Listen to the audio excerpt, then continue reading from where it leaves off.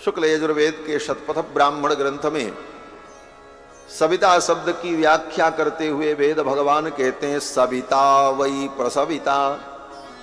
सविता वै प्रसविता, जो सबको प्रसव देता है, प्रसव माने प्रेरणा, जो सबको प्रेरणा देने वाले हैं उन परमात्मा का नाम सविता है।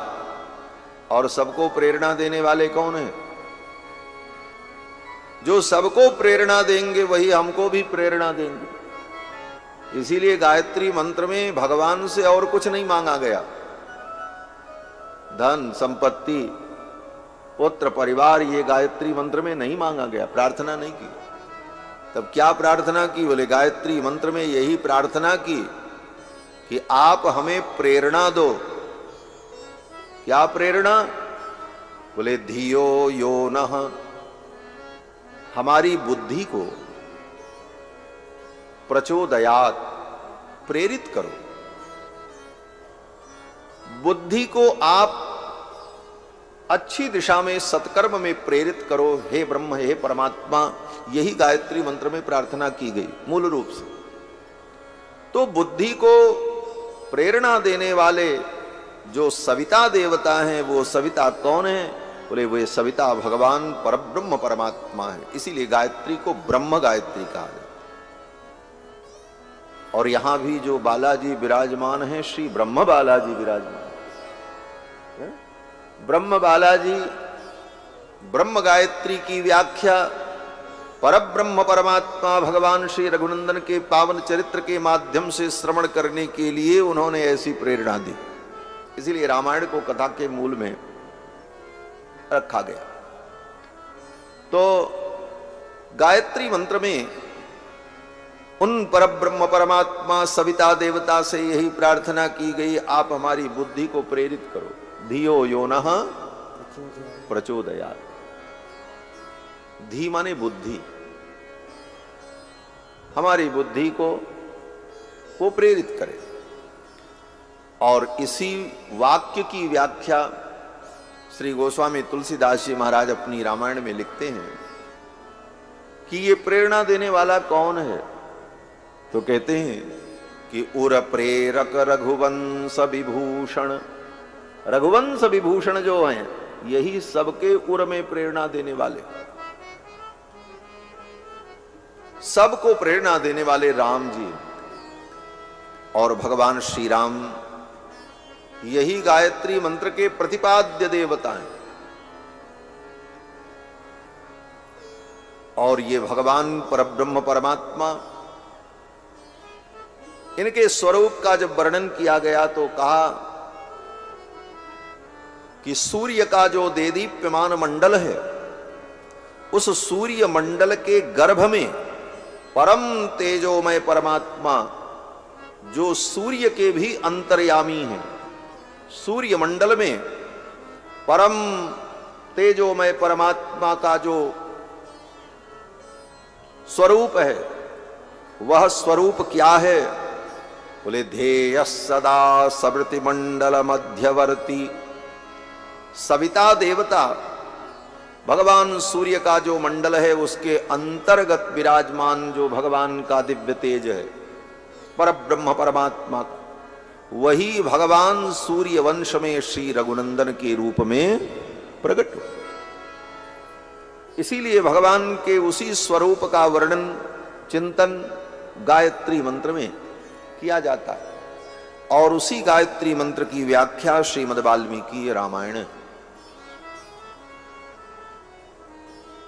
एक छोटा सा ग्रंथ भी है, 1000 श्लोक पर जब अक्षर बदल जाता है, गायत्री मंत्र के दूसरे अक्षर से श्लोक प्रारंभ होता है, फिर 1000 बदलने पर फिर वर्ण बदल जाता है। इस प्रकार वाल्मीकि रामायण के 24,000 श्लोकों में जो 24 श्लोक हैं, हर 1000 के बाद उसको गायत्र रामायण कहा जाता है। वो गायत्री रामायण है। उन 24 श्लोकों का नित्य नियम से पाठ करे, और कोई भी व्यक्ति करे, स्त्री पुरुष बालक वृद्ध, तो उसको गायत्री मंत्र के जपने का ही फल प्राप्त हो। यद्यपि गायत्री मंत्र सबके लिए नहीं है, गायत्री मंत्र का जप अनुष्ठान केवल द्विज के लिए। द्विज का मतलब जिसका 2 बार जन्म हो, 2 बार जिसका जन्म हो उसको द्विज कहते हैं।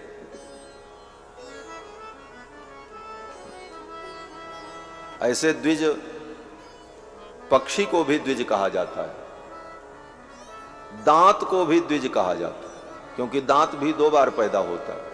एक बार दांत निकलता है, फिर टूट जाता है, फिर पैदा होता है। इसलिए दांत को भी साहित्य में द्विज कहा जाता है, पर्यायवाची में। और द्विज माने पक्षी भी होता है।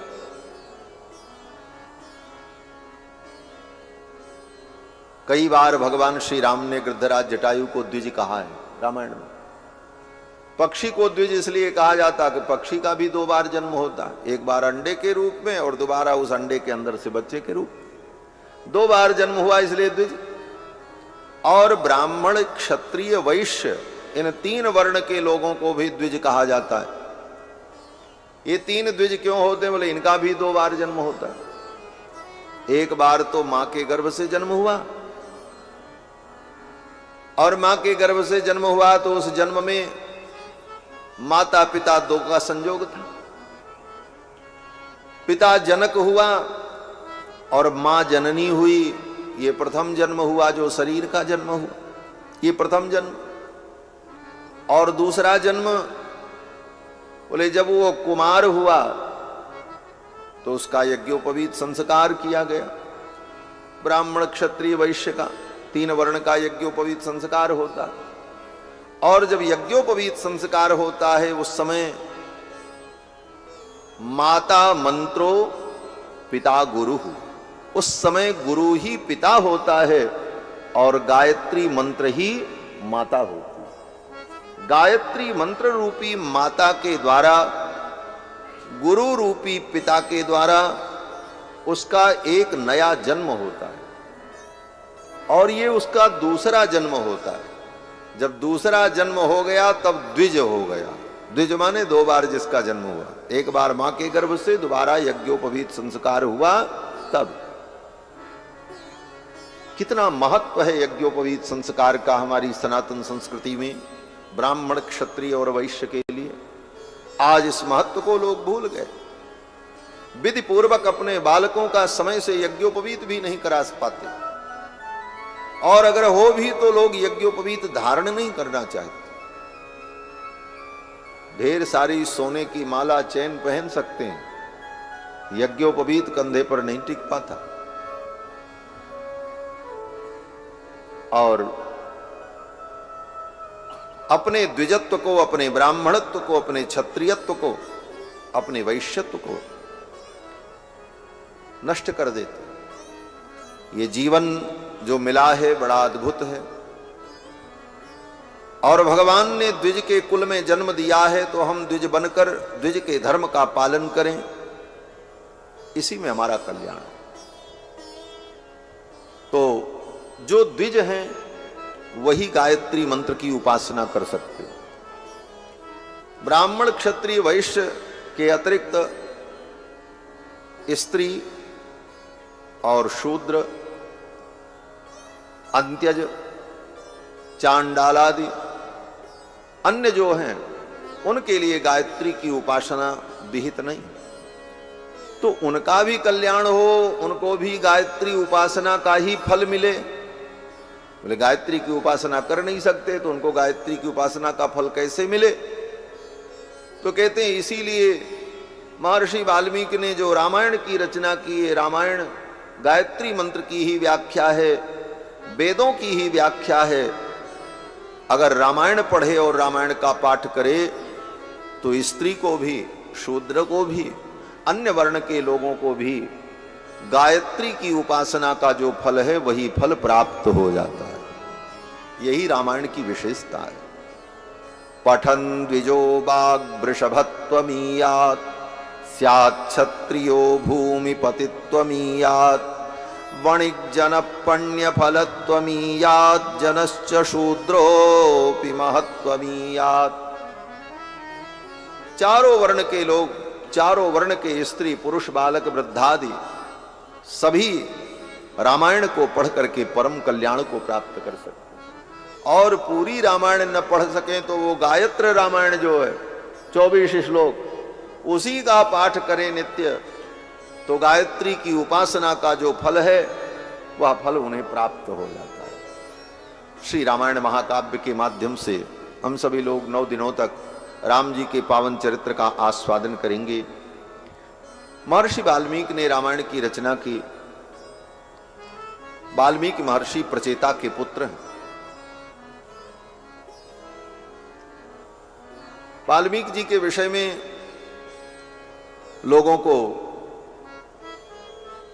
यही सर्वत्र ज्ञात है कि वाल्मीकि जी पहले चोर डाकू थे, बड़े अपराधी थे, बाद में सुधर गए और परम ज्ञानी हो गए। परंतु वाल्मीकि जी का परिचय अगर वाल्मीकि जी से ही पूछा जाए तो वाल्मीकि जी कुछ और कहते हैं। रामायण में जैसा वर्णन है कि जब श्री राम जी का अश्वमेध यज्ञ नैमिषारण्य में चल रहा था तो वाल्मीकि जी सीता जी को लेकर के आए। कुश और लव भगवान के पुत्र ये वहां पर रामायण का गान कर रहे थे। वाल्मीकि जी सीता जी को लेकर के आए तो उन्होंने कहा, राम आपकी प्रजा ने और आपने संपूर्ण रामायण को कुश और लव के माध्यम से सुना और प्रजा के लोगों ने सुना। ये रामायण सीता जी का पावन चरित्र है। सीता जी के चरित्र की पवित्रता का प्रतिपादन करने के लिए ही महर्षि ने रामायण की रचना की। और उसी समय महर्षि वाल्मीकि ने सीता जी को उपस्थित किया और कहा, राम ये तुम्हारी भार्या सीता हैं जिन पर तुमने संदेह किया और प्रजा के मन को रखने के लिए, प्रजा के लिए आपने अपनी शुद्ध पवित्र पत्नी सीता का परित्याग कर दिया। लेकिन आज मैं आपकी सभा में प्रतिज्ञा करता हूं, राम ये सीता परम पवित्र है, इनकी पवित्रता का मैं प्रमाण देता हूं। क्या प्रमाण?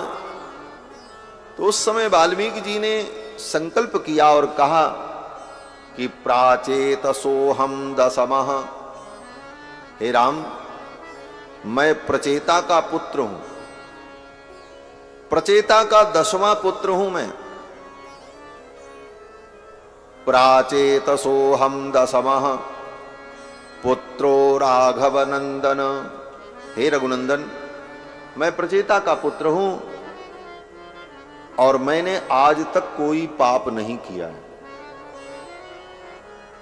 कोई कितना भी बड़ा पुण्यात्मा हो जाए, लेकिन अगर उसके जीवन में पहले कोई पाप हुआ है तो उस पाप का उसे स्मरण रहता है।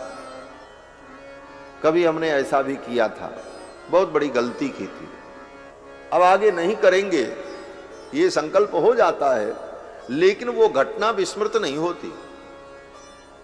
लेकिन वाल्मीकि जी कहते हैं, न स्मरामि अनृतम वाक्यम, मुझे स्मरण भी नहीं है कि मैंने कभी कोई पाप किया। वाल्मीकि जी कहते हैं मैंने कभी कोई पाप नहीं किया। न स्मरामि अनृतम वाक्यम इमौ तु तव पुत्र कौ, हे राम ये दोनों बालक तुम्हारे पुत्र हैं और मैंने आज तक कभी कोई पाप नहीं किया। ये वाल्मीकि जी स्वयं कहते हैं। अब लोग कहते हैं वाल्मीकि जी चोर डाकू थे, फलाने थे। वाल्मीकि जी कहते हैं कि मनसा, मन से भी मैंने कोई पाप नहीं किया, कर्मणा, कर्म से भी नहीं किया, मनसा कर्मणा वाचा भूतपूर्वम न किल्बिषम, मन वचन कर्म से भी मैंने कभी कोई पाप नहीं किया, कोई किल्बिष नहीं है। किल्बिष माने पाप। मनसा कर्मणा वाचा भूतपूर्वम न किल्बिषम मेरा जीवन परम पूत पवित्र है। मैंने कभी कोई पाप नहीं किया, मुझे स्मरण भी नहीं। इसलिए हे राम, मैं संकल्प करता हूं आपकी ये सीता परम पवित्र है। अगर मेरी वाणी, मेरा संकल्प गलत हो तो मैं प्रतिज्ञा करता हूं तस्याहम फलमश्नामि। जो पाप मैंने कभी मन से नहीं किया, वाणी से नहीं किया, कभी पाप का स्मरण भी मुझे नहीं है, वो पाप मुझे लग जाए अगर सीता में कहीं किंचित दोष हो। ये संकल्प किया है वाल्मीकि। ऐसे वाल्मीकि जी को चोर और डाकू कहना। तस्याहम फलमश्नामि अपात्रा यदि मैथिली, यदि मैथिली अपात्रा है, इनके अंदर पवित्रता नहीं है, ये अशुद्ध हैं, अगर ऐसा है तो वो पाप मुझे लग जाए जो पाप मैंने कभी नहीं। ऐसे वाल्मीकि जी को चोर डाकू कहना। एक ही नाम के अनेक महर्षि हुए। जैसे आज भी एक ही नाम के बहुत व्यक्ति मिलते हैं। आपका जो नाम हो, इसी नाम के कम से कम 1000 आदमी तो पूरे भारत में ढूंढो तो आजो मिल जाएंगे, नहीं मिलेंगे। हर व्यक्ति के नाम का कोई न कोई व्यक्ति मिल जाएगा। और नाम की कौन कहे, अगर कायदे से ढूंढा जाए तो हर व्यक्ति से मिलता जुलता चेहरा भी मिल जाता है, डुप्लीकेट भी मिल जाता है। तो ये कोई नई बात नहीं है।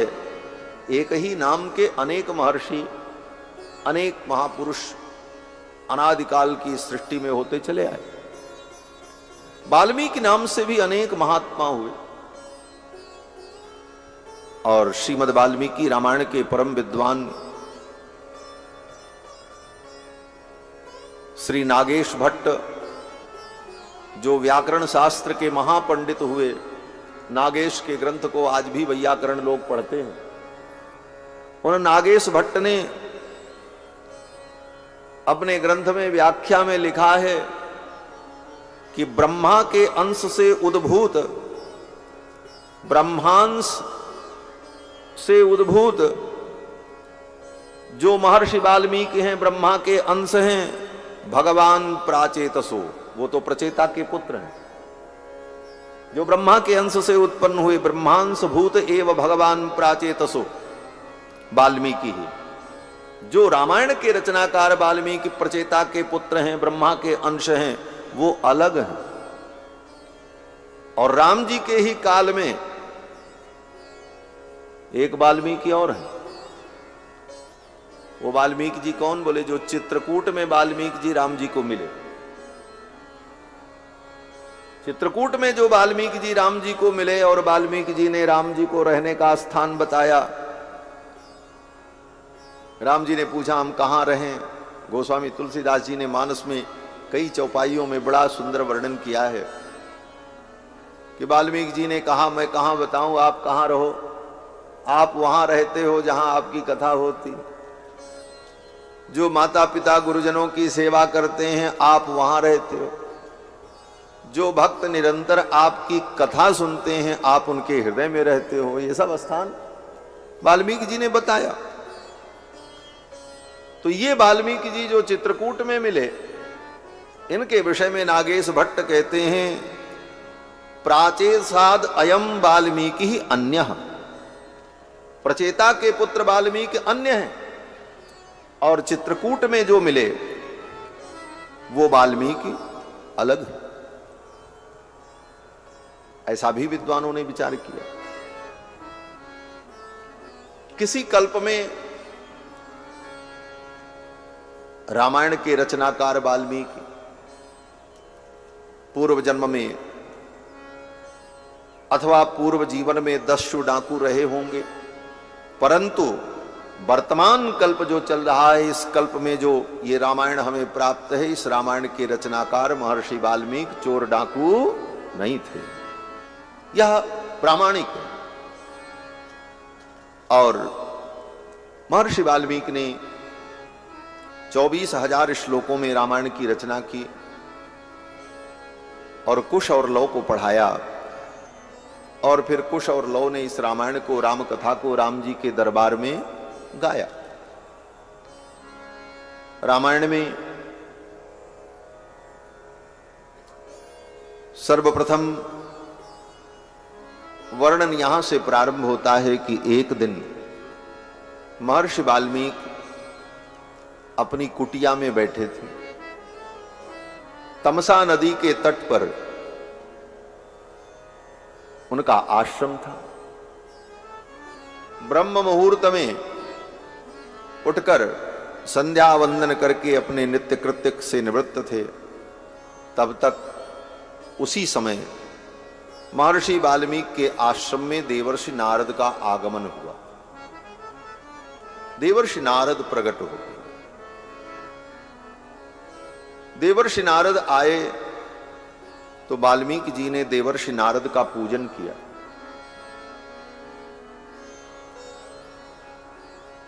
क्योंकि नारद जी भगवान के भक्त भी हैं, भगवत स्वरूप भी हैं और देवर्षि हैं।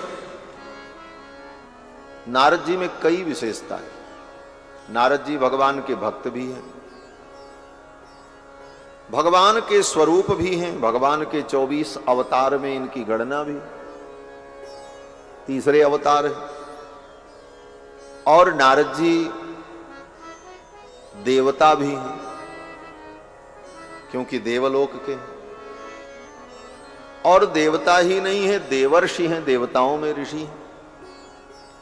और इसके साथ साथ नारद जी गंधर्व भी हैं, गंधर्व की कोटि में भी इनकी गणना होती। हाँ, हाहा हूहू नाम के जो गंधर्व हैं, विश्वावसु गंधर्व, इन गंधर्वों में इनकी गणना है। और रामायण में, भागवत में जहां विश्वावसु गंधर्व गायन करते हैं, वहां साथ में नारद जी भी गायन करते हैं। ऐसा वर्णन जब श्री भरत जी महाराज राम जी को मनाने के लिए, लाने के लिए चित्रकूट की यात्रा के लिए निकलते हैं, तो भरत जी जब तीर्थराज प्रयाग पहुंचे तो भरद्वाज मुनि ने भरत जी के स्वागत के लिए बड़ी भारी तैयारी की। अपने तपोबल से श्री भरद्वाज जी ने स्वर्ग का वैभव प्रकट कर दिया प्रयाग में कि भरत आ रहे हैं, भरत राजाधिराज है। राजा का सम्मान तो बड़े ठाट बाट से होना चाहिए, राजा के लिए राज्योचित सम्मान होना चाहिए।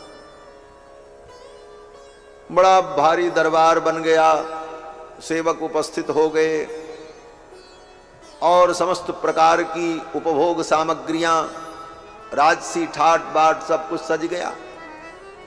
तो राजा के दरबार में तो यह भी होता है कि राजा जब बैठता है तो नर्तकियां नृत्य करती हैं, गायक गुणी जन गान करते हैं।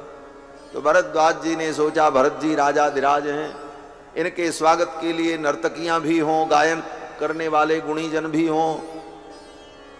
तो भरद्वाज मुनि ने स्वर्ग से अलम्बुषा, मिश्रकेशी, उर्वशी, रंभा, इन अप्सराओं का आवाहन किया और ये अप्सराएं भरद्वाज जी के स्वागत में, भरत जी के स्वागत में नृत्य करने के लिए आई तीर्थराज प्रयाग में।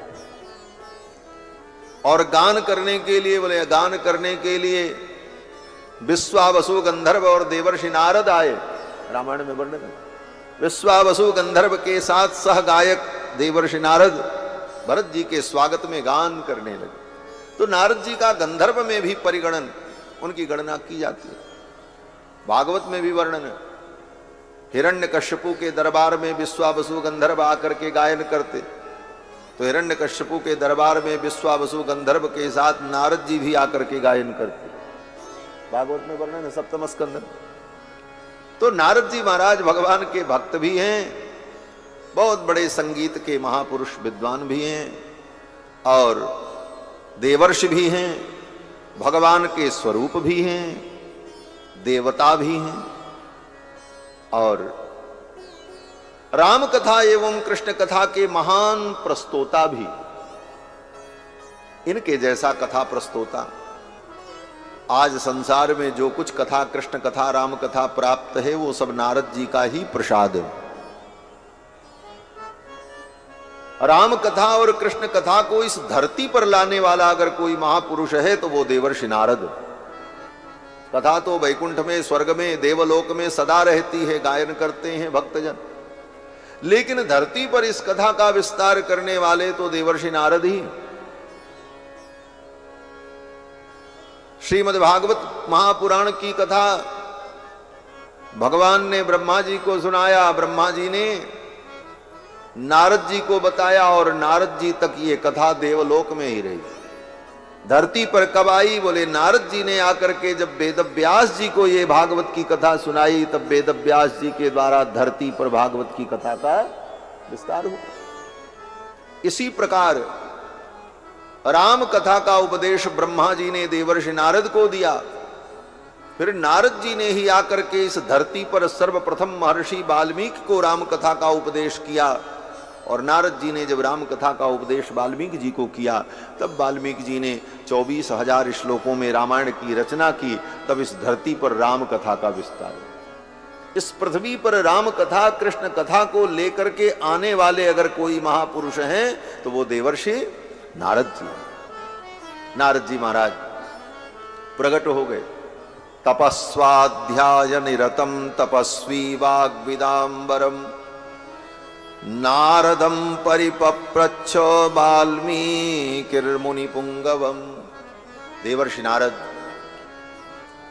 वाल्मीकि जी के आश्रम में पधारे।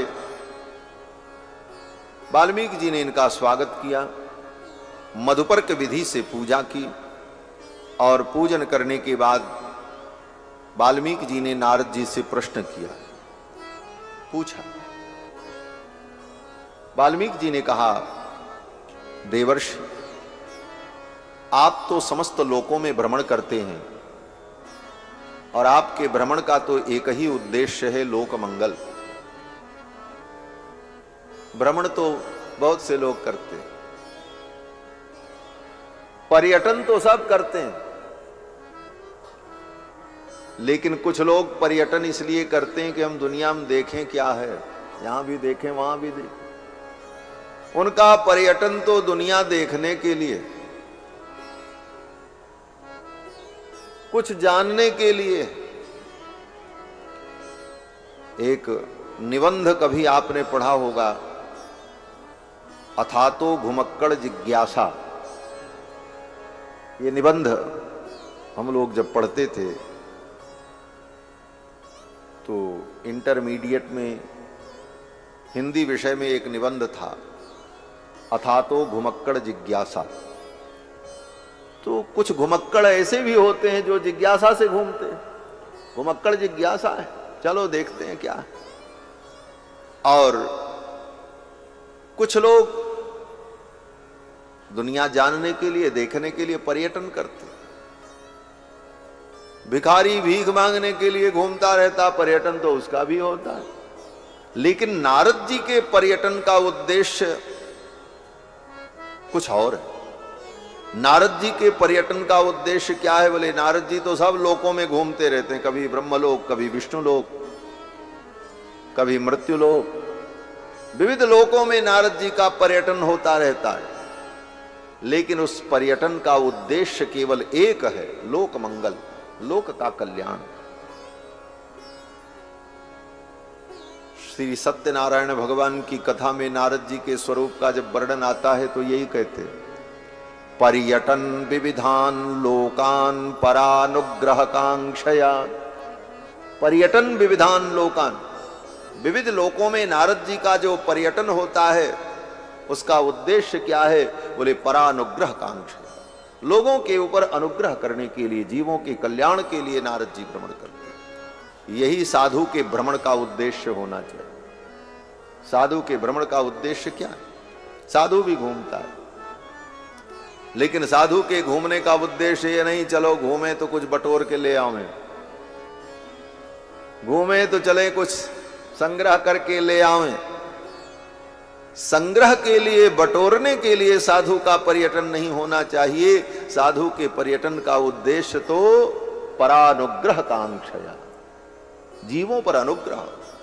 जो जीव अयोध्या नहीं जा सकते, जो जीव वृंदावन नहीं जा सकते, जो स्वयं किसी संत महापुरुष के पास नहीं पहुंच सकते, वहां तक वे संत महापुरुष स्वयं पर्यटन करते हुए जाकर उन्हें धर्म का उपदेश करें, तत्व का बोध कराएं, उनके जीवन में जो अज्ञान है उस अज्ञान को दूर करें और लोक का कल्याण हो, लोक का मंगल हो। ये साधु के घूमने का उद्देश्य होना चाहिए।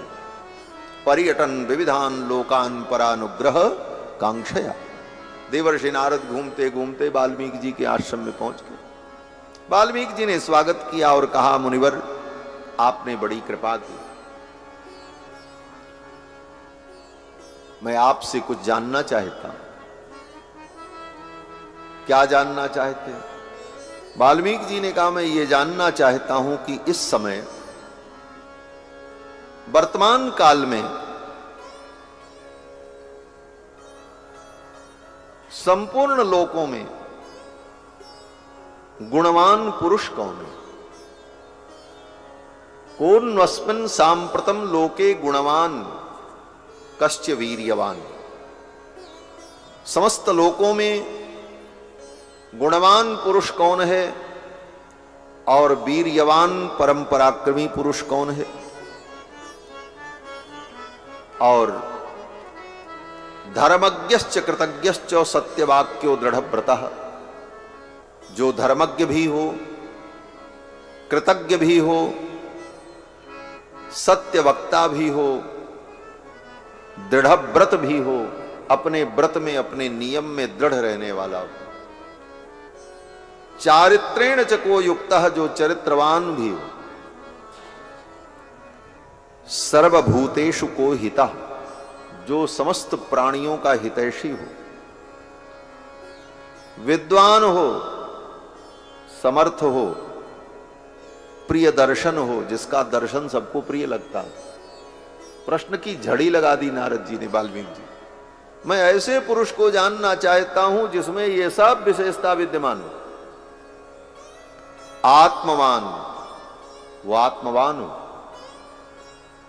उसकी बुद्धि, उसका मन, उसका चित्त उसके वश में हो। आत्मवान।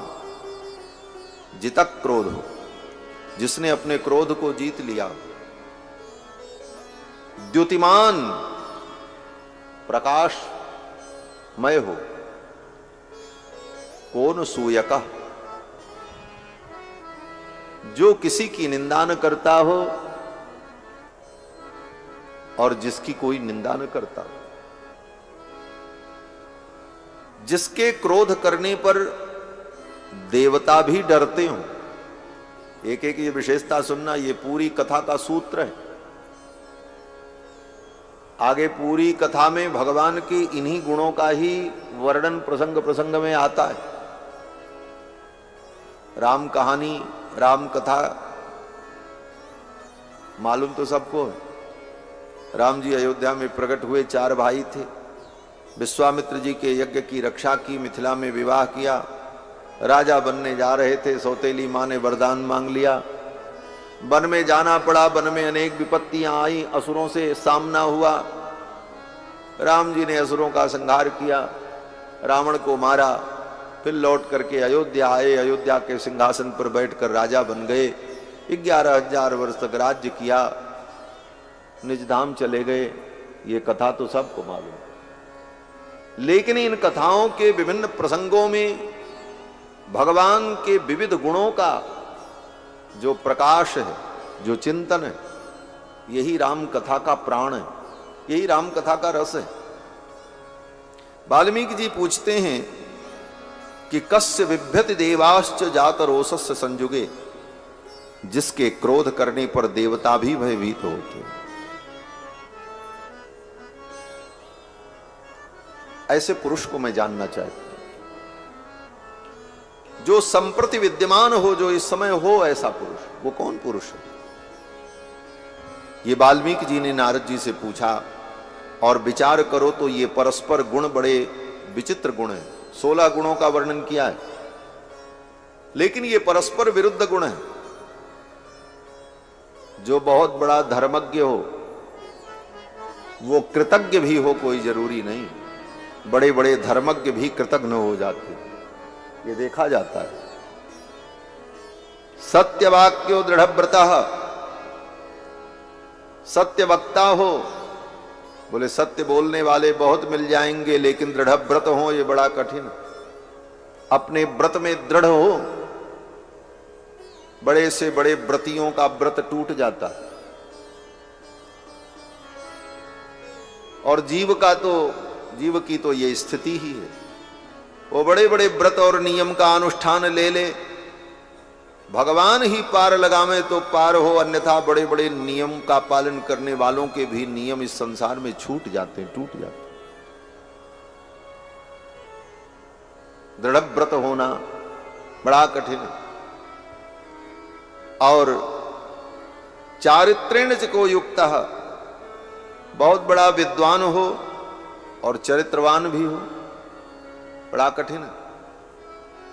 सर्वभूतेषु को हितः, जो समस्त भूतों का हितैषी हो, बहुत बड़ा चरित्रवान हो जाना, विद्वान हो जाना, लेकिन सर्वभूत हितैषी होना बड़ा कठिन है। और ये सब सारे गुण परस्पर विरुद्ध गुण, लेकिन ये सारे परस्पर विरुद्ध गुण जिसके अंदर विद्यमान हो, ऐसे पुरुष को मैं जानना चाहता हूं।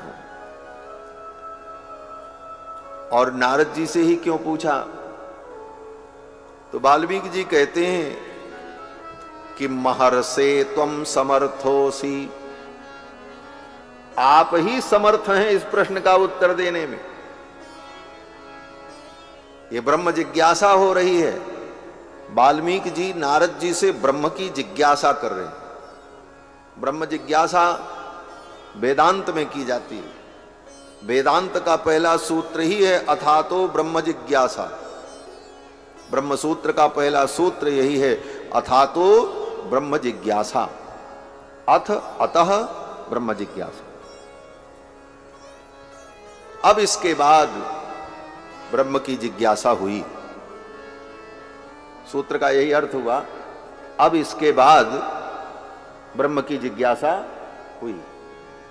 तो किसके बाद ब्रह्म की जिज्ञासा हुई? अब इसके बाद ब्रह्म की जिज्ञासा हुई, ये सूत्र का अर्थ हुआ अथ अतः ब्रह्म जिज्ञासा। तो किसके बाद ब्रह्म की जिज्ञासा हुई? ब्रह्म जिज्ञासा के पूर्व क्या था? उसको कहते हैं पूर्व वृत्त।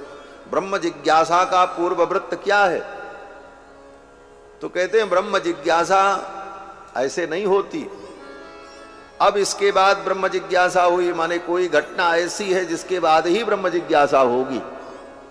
वो घटना क्या है? तो वेदांत में कहा कि जब तक वेदों के समस्त कर्मों का अधिगम व्यक्ति न कर ले, वेदों में वर्णित जो यज्ञ यागादि कर्म हैं, अग्निहोत्र दर्श पूर्णमास, अग्निहोत्र दर्श पौर्णमास, चातुर्मास सोम यज्ञादि, जो अनेकानेक कर्मकांड विधि विधान वेदों में वर्णन है पूर्व खंड में, उन सारे कर्मों को पढ़कर समझकर और फिर उनका जीवन में अनुष्ठान करके और उस अनुष्ठान से प्राप्त फल को पाकर फिर अंत में उन फलों की नश्वरता का बोध हो जाने पर तब ब्रह्म जिज्ञासा होती है। ब्रह्म जिज्ञासा ऐसे ही नहीं होती। ब्रह्म जिज्ञासा का पूर्व वृत्त यही बताया कि कर्माधिगमादनंतरम, कर्म का अधिगम करने के अनंतर ब्रह्म विविदिशा भवति, ब्रह्म की विविदिशा होती, ब्रह्म को जानने की इच्छा होती। तो पहले इतना बड़ा सब कर्मादि को जानना सीखना और तब उन कर्मों का अनुष्ठान करके उन कर्मों के फल को प्राप्त करना और उन फलों का भोग करने के बाद जब उसे ये पता चले कि इतना जितना हमने पढ़ा और सीखा और जाना और किया, इससे जो फल उत्पन्न हुआ वो सब फल नाशवान है, सब एक दिन नष्ट हो जाएगा। कुछ भी करो, बड़े बड़े यज्ञ करके स्वर्ग आदि प्राप्त कर लो, एक दिन वो भी नष्ट हो जाएगा।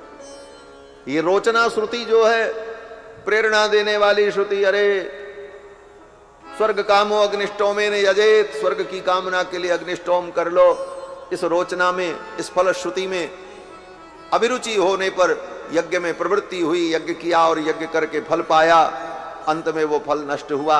यही करते रहे, यज्ञ करते रहे, फल पाते रहे, फल नष्ट होता रहा। कभी हम सदा के लिए सुखी नहीं हुए। परिणाम बोले तब ये इच्छा उत्पन्न होती, अरे ये तो बड़ा विचित्र है। बोले क्या विचित्रता है? कहते हैं कि कर्मचितान लोकान क्षीयेत। कर्मचितान लोकान, कर्म के द्वारा जो कुछ हम पाते हैं वो सब नष्ट हो जाता है। सीधी सीधी बात, कर्म से जो कुछ हमें मिला वो सब नष्ट हो। बहुत कर्म करते हैं, खेत में जाकर के खेत जोता, बीज डाला, पानी डाला, खाद डाली, उसकी सुरक्षा की, फिर काट करके लाए, पीट करके अन्न निकाला। इतना कर्म करने के बाद जो अन्न मिला वो अन्न सदा के लिए नहीं मिला। ऐसा नहीं है कि एक बार आप खेती करके चले आओ तो जिंदगी भर खाते रहो, आपके नाती पोता भी खाते रहें। साल भर भी नहीं खा पाओगे, साल भर के बाद फिर वही खेती करनी पड़े। इस दृश्य, इस घटना से वेद भगवान बड़ा सुंदर उदाहरण देते। वेद भगवान कहते हैं कर्मचितान लोकान क्षीयेत। कर्म के द्वारा प्राप्त जो कुछ होता है वो सब नाशवान होता है। ये संसार में देखा जाता है। एक टाइम भोजन बना करके खूब बढ़िया 56 व्यंजन खाओ, लेकिन सदा के लिए पेट नहीं भरेगा। 12 घंटे बाद फिर भूख लगेगी, फिर व्यवस्था करो। कर्मचितान लोकान क्षीयेत। कर्म के द्वारा जो कुछ प्राप्त होता है वो सब नष्ट हो जाता है, और उससे हम सदा के लिए सुखी भी नहीं हो पाते। तब यह स्थिति जब उत्पन्न हुई बुद्धि में कि सब करके हमने देख लिया, भौतिक कर्म किए, लौकिक कर्म किए, वैदिक कर्म किए, भौतिक लौकिक वैदिक समस्त कर्मों को करके भी हम सुखी नहीं हो पाए। तब विचार हुआ भाई परम सुख क्या है। तब वेद भगवान ने कहा अथा तो ब्रह्म जिज्ञासा, अतः ब्रह्म जिज्ञासा। अब इसके बाद ब्रह्म की जिज्ञासा में प्रवृत्ति हुई। अब हम ब्रह्म को जाने भाई, वो परम आनंद जो है वो तो कुछ और है, ये नहीं है। तब उस ब्रह्म की जिज्ञासा उत्पन्न होती, ऐसे ही नहीं होती। तो वो ब्रह्म जिज्ञासा जो वेदांत की है, वो ब्रह्म जिज्ञासा अलग है। उस ब्रह्म जिज्ञासा में ब्रह्म का तात्विक विवेचन तो हुआ, लेकिन बड़ा शुष्क हुआ, सूखा सूखा। लेकिन यहां रामायण में जो ब्रह्म की जिज्ञासा महर्षि वाल्मीकि कर रहे हैं नारद जी से, ये ब्रह्म जिज्ञासा बड़ी सरस है। क्योंकि ब्रह्म भी दो है, एक नीरस एक सरस है। एक ही ब्रह्म, ब्रह्म दो नहीं होता। ये तो समझाने के लिए कहना पड़ता, ब्रह्म तो एक ही है, दो नहीं हो सकता। एकमेवा द्वितीयम, परंतु उसका दो रूप है, एक नीरस एक सरस।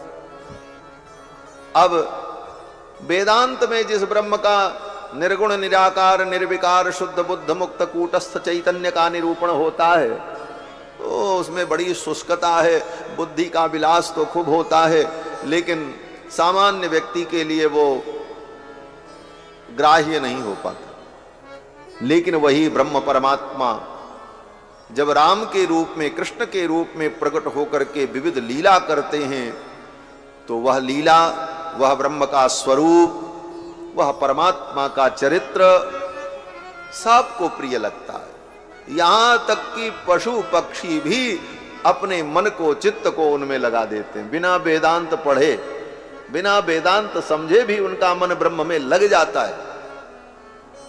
आकर्ण्य वेणु रणितम सह कृष्ण सारा, भागवत में कहते पशु पक्षी हिरण भी अपने मन को, बुद्धि को, चित्त को गोविंद में लगा देते। तो सगुण साकार ब्रह्म की उपासना और चिंतन, ये सरस ब्रह्म जिज्ञासा है।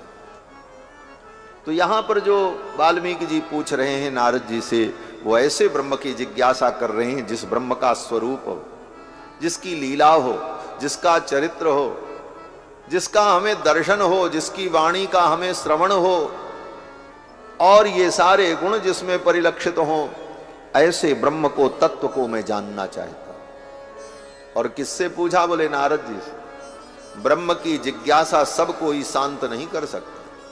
अरे गहरे नत्थु खैरे पंच कल्याणी रास्ते चलते हुए व्यक्ति से ब्रह्म की जिज्ञासा का शमन नहीं होता।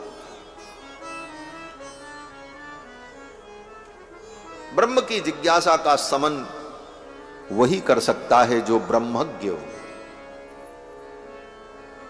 इसीलिए ब्रह्म की जिज्ञासा को शांत करने के लिए किसके पास जाना चाहिए?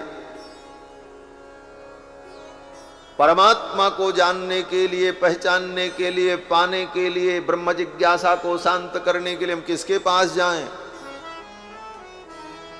बोले जो बहुत बड़ा नामचीन व्यक्ति हो उसके पास जाएं, जिसके पास बहुत धन हो, बहुत बड़ा आश्रम हो उसके पास जाएं, जिसके लाखों करोड़ों शिष्य हों, फॉलोअर्स हों उसके पास जाएं। कहते ये सब कोई मानक नहीं है। बोले तब किसके पास जाएं? तो वेद भगवान कहते हैं समित पाणि श्रोत्रियम ब्रह्मनिष्ठम गुरुम अभिगच्छेत। कहां जाओ? बोले हाथ में समिधा लेकर, पुष्प लेकर, कुछ न मिले तो तुलसी दल लेकर गुरु के पास जाओ। समित पाणि ही, खाली हाथ मत जाओ। लेकिन कैसे गुरु के पास जाओ? तो वेद भगवान कहते हैं श्रोत्रियम ब्रह्मनिष्ठम गुरुम अभिगच्छेत। जो श्रोत्रिय, जिसने श्रुति को, वेद को, शास्त्र को सम्यकतया पढ़ा हो, अध्ययन किया।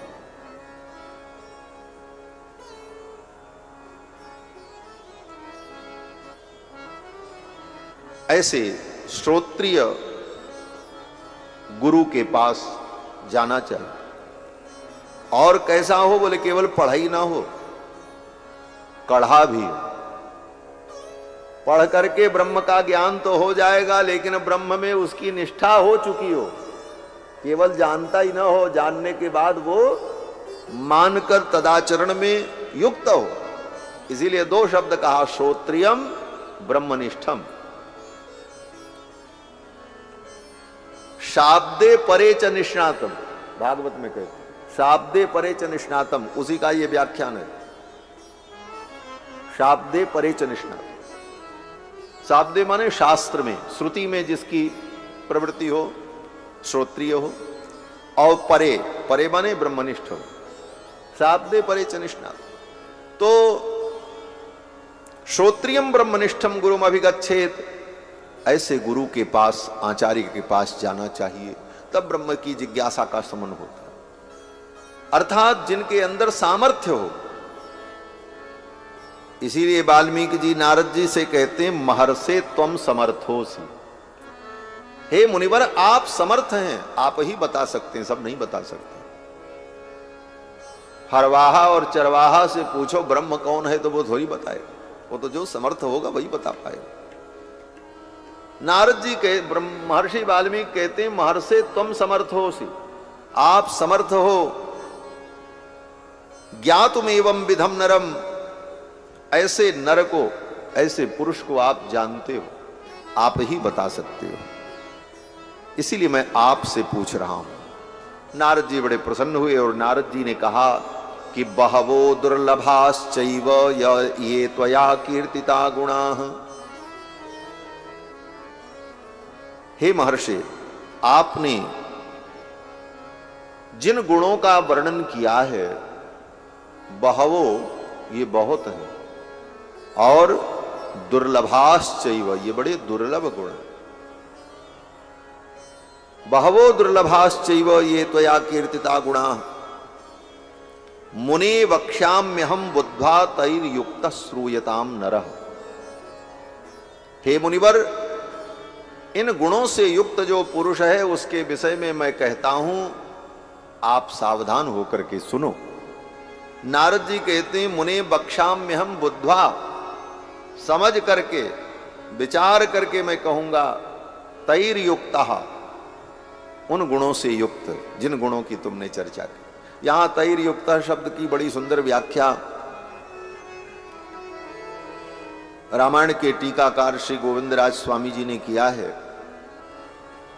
कि नारद जी कहते हैं तैर युक्ता, उन गुणों से युक्त जो पुरुष है। तो तैर युक्ता का मतलब कि ये जितने गुण हैं ये भगवान में सदा विद्यमान रहते हैं, कभी भगवान गुणों से रहित होते ही नहीं है, वो सदा सगुण साकार। तैर युक्ता का यही अर्थ किया है, तैर युक्ता नित्य युक्ता, इन सारे गुणों से भगवान सदा संयुक्त रहते। ऐसा कभी नहीं होता। आजकल के कुछ ज्ञानी लोग ऐसा कहते हैं कि भगवान अपनी माया शक्ति के द्वारा अपने अंदर गुणों को धारण करते हैं। भगवान में तत्वता कोई गुण नहीं होता, वो तो निर्गुण निराकार हैं, निर्विकार हैं। निर्विकार तो भगवान है ही, लेकिन भगवान में कोई गुण नहीं है, और जो गुण दिखाई पड़ता है वह माया शक्ति के द्वारा भगवान में भाषित होता है, लेकिन वो गुण सदा भगवान में नहीं रहते। तो ये बातें जो हैं उनकी बातें वो जाने, लेकिन यहां पर तो नारद जी यही कहते हैं तैर युक्ता, वो सारे गुण जिन गुणों की तुमने चर्चा की वो भगवान में सदा विद्यमान रहते, कभी उन गुणों से भगवान रहित नहीं होते। और ये कहते हुए नारद जी ने जब वर्णन प्रारंभ किया तो कहा, हे मुनिवर, इक्ष्वाकु के वंश में उत्पन्न होने वाले राजाधिराज रघुनंदन राम जो हैं, जिनका नाम जन जन की जिह्वा पर विद्यमान है, वे राम इन सारे गुणों से युक्त हैं। इक्ष्वाकु वंश प्रभवो रामो नाम जनैः श्रुतः, जिनका नाम राम है, जनैः श्रुतः, जन जन की जिह्वा पर जिनका नाम उच्चरित होता रहता है, वे भगवान राम इन सारे गुणों से युक्त है।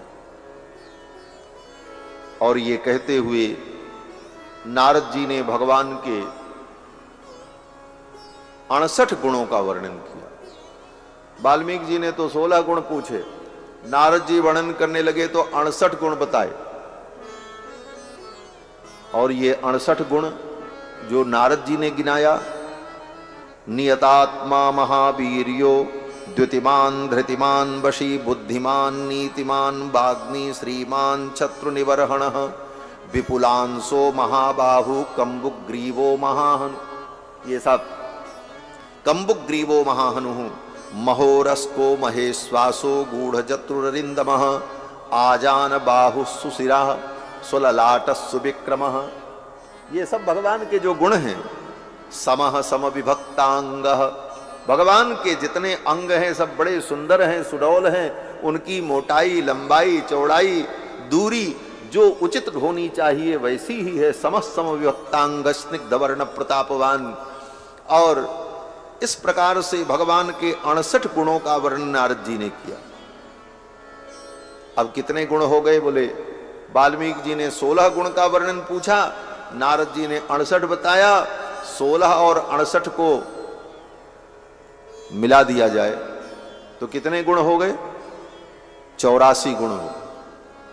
भगवान के इन 84 गुणों का चिंतन ही जीव को 84 लाख योनि से मुक्ति देने वाला है। देवर्षि नारद और वाल्मीकि के संवाद में ये जो 84 गुण हैं, इन एक एक गुणों का चिंतन ही जीव को जन्म संसार बंधन से मुक्ति देने वाला है। और ये कहते हुए नारद जी ने राम जी का चरित्र वर्णन प्रारंभ किया और सुनाया।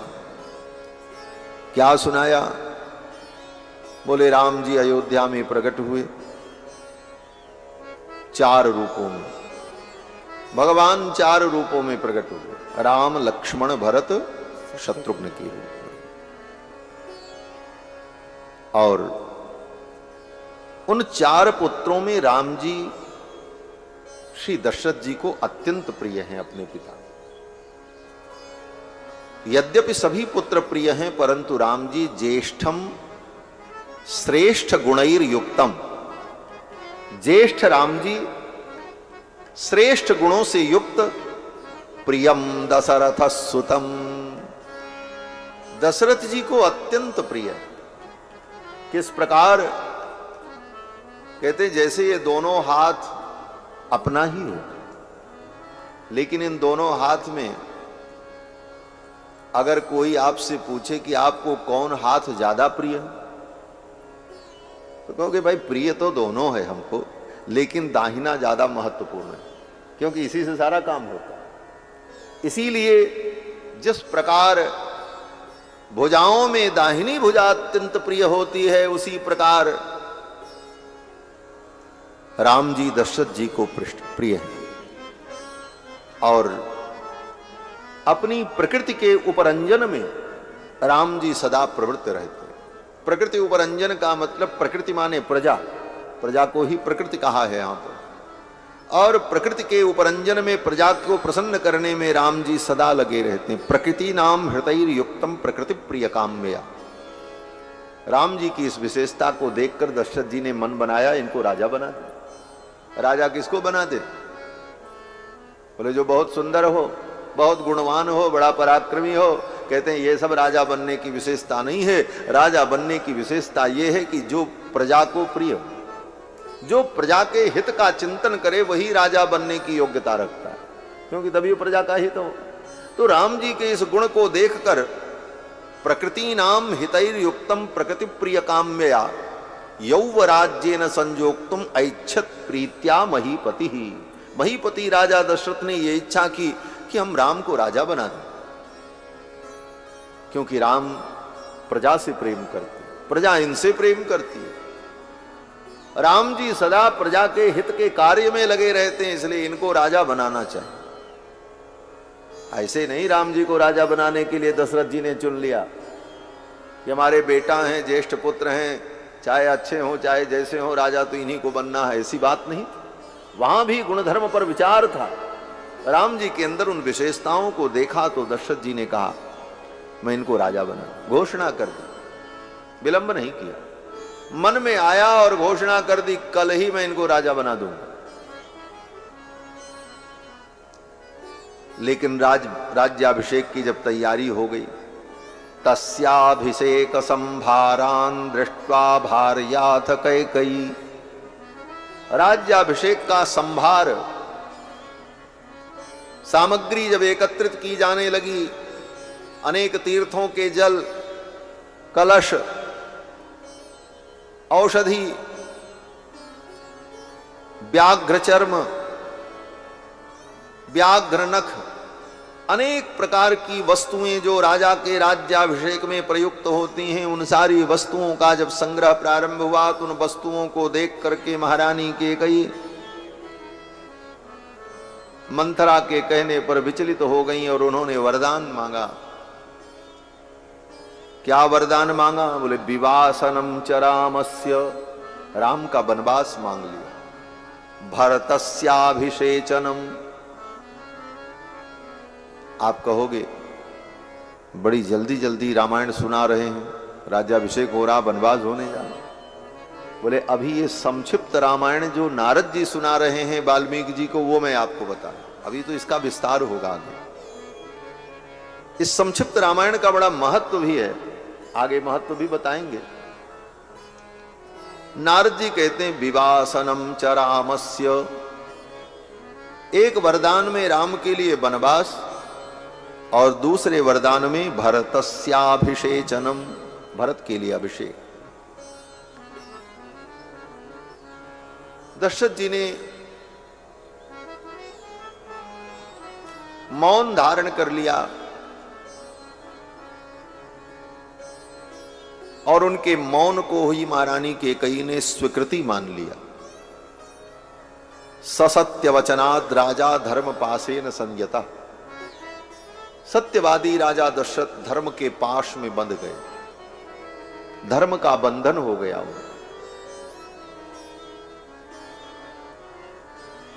दुनिया के हर बंधन को तोड़ना ही बंधन से मुक्ति है, लेकिन दुनिया के सारे बंधन को तोड़कर आप बंधन से मुक्त होंगे कब? बोले जब धर्म के बंधन को आप स्वीकार करेंगे तब। धर्म बंधन में बंध करके ही दुनिया के सारे बंधन को तोड़ा जा सकता है।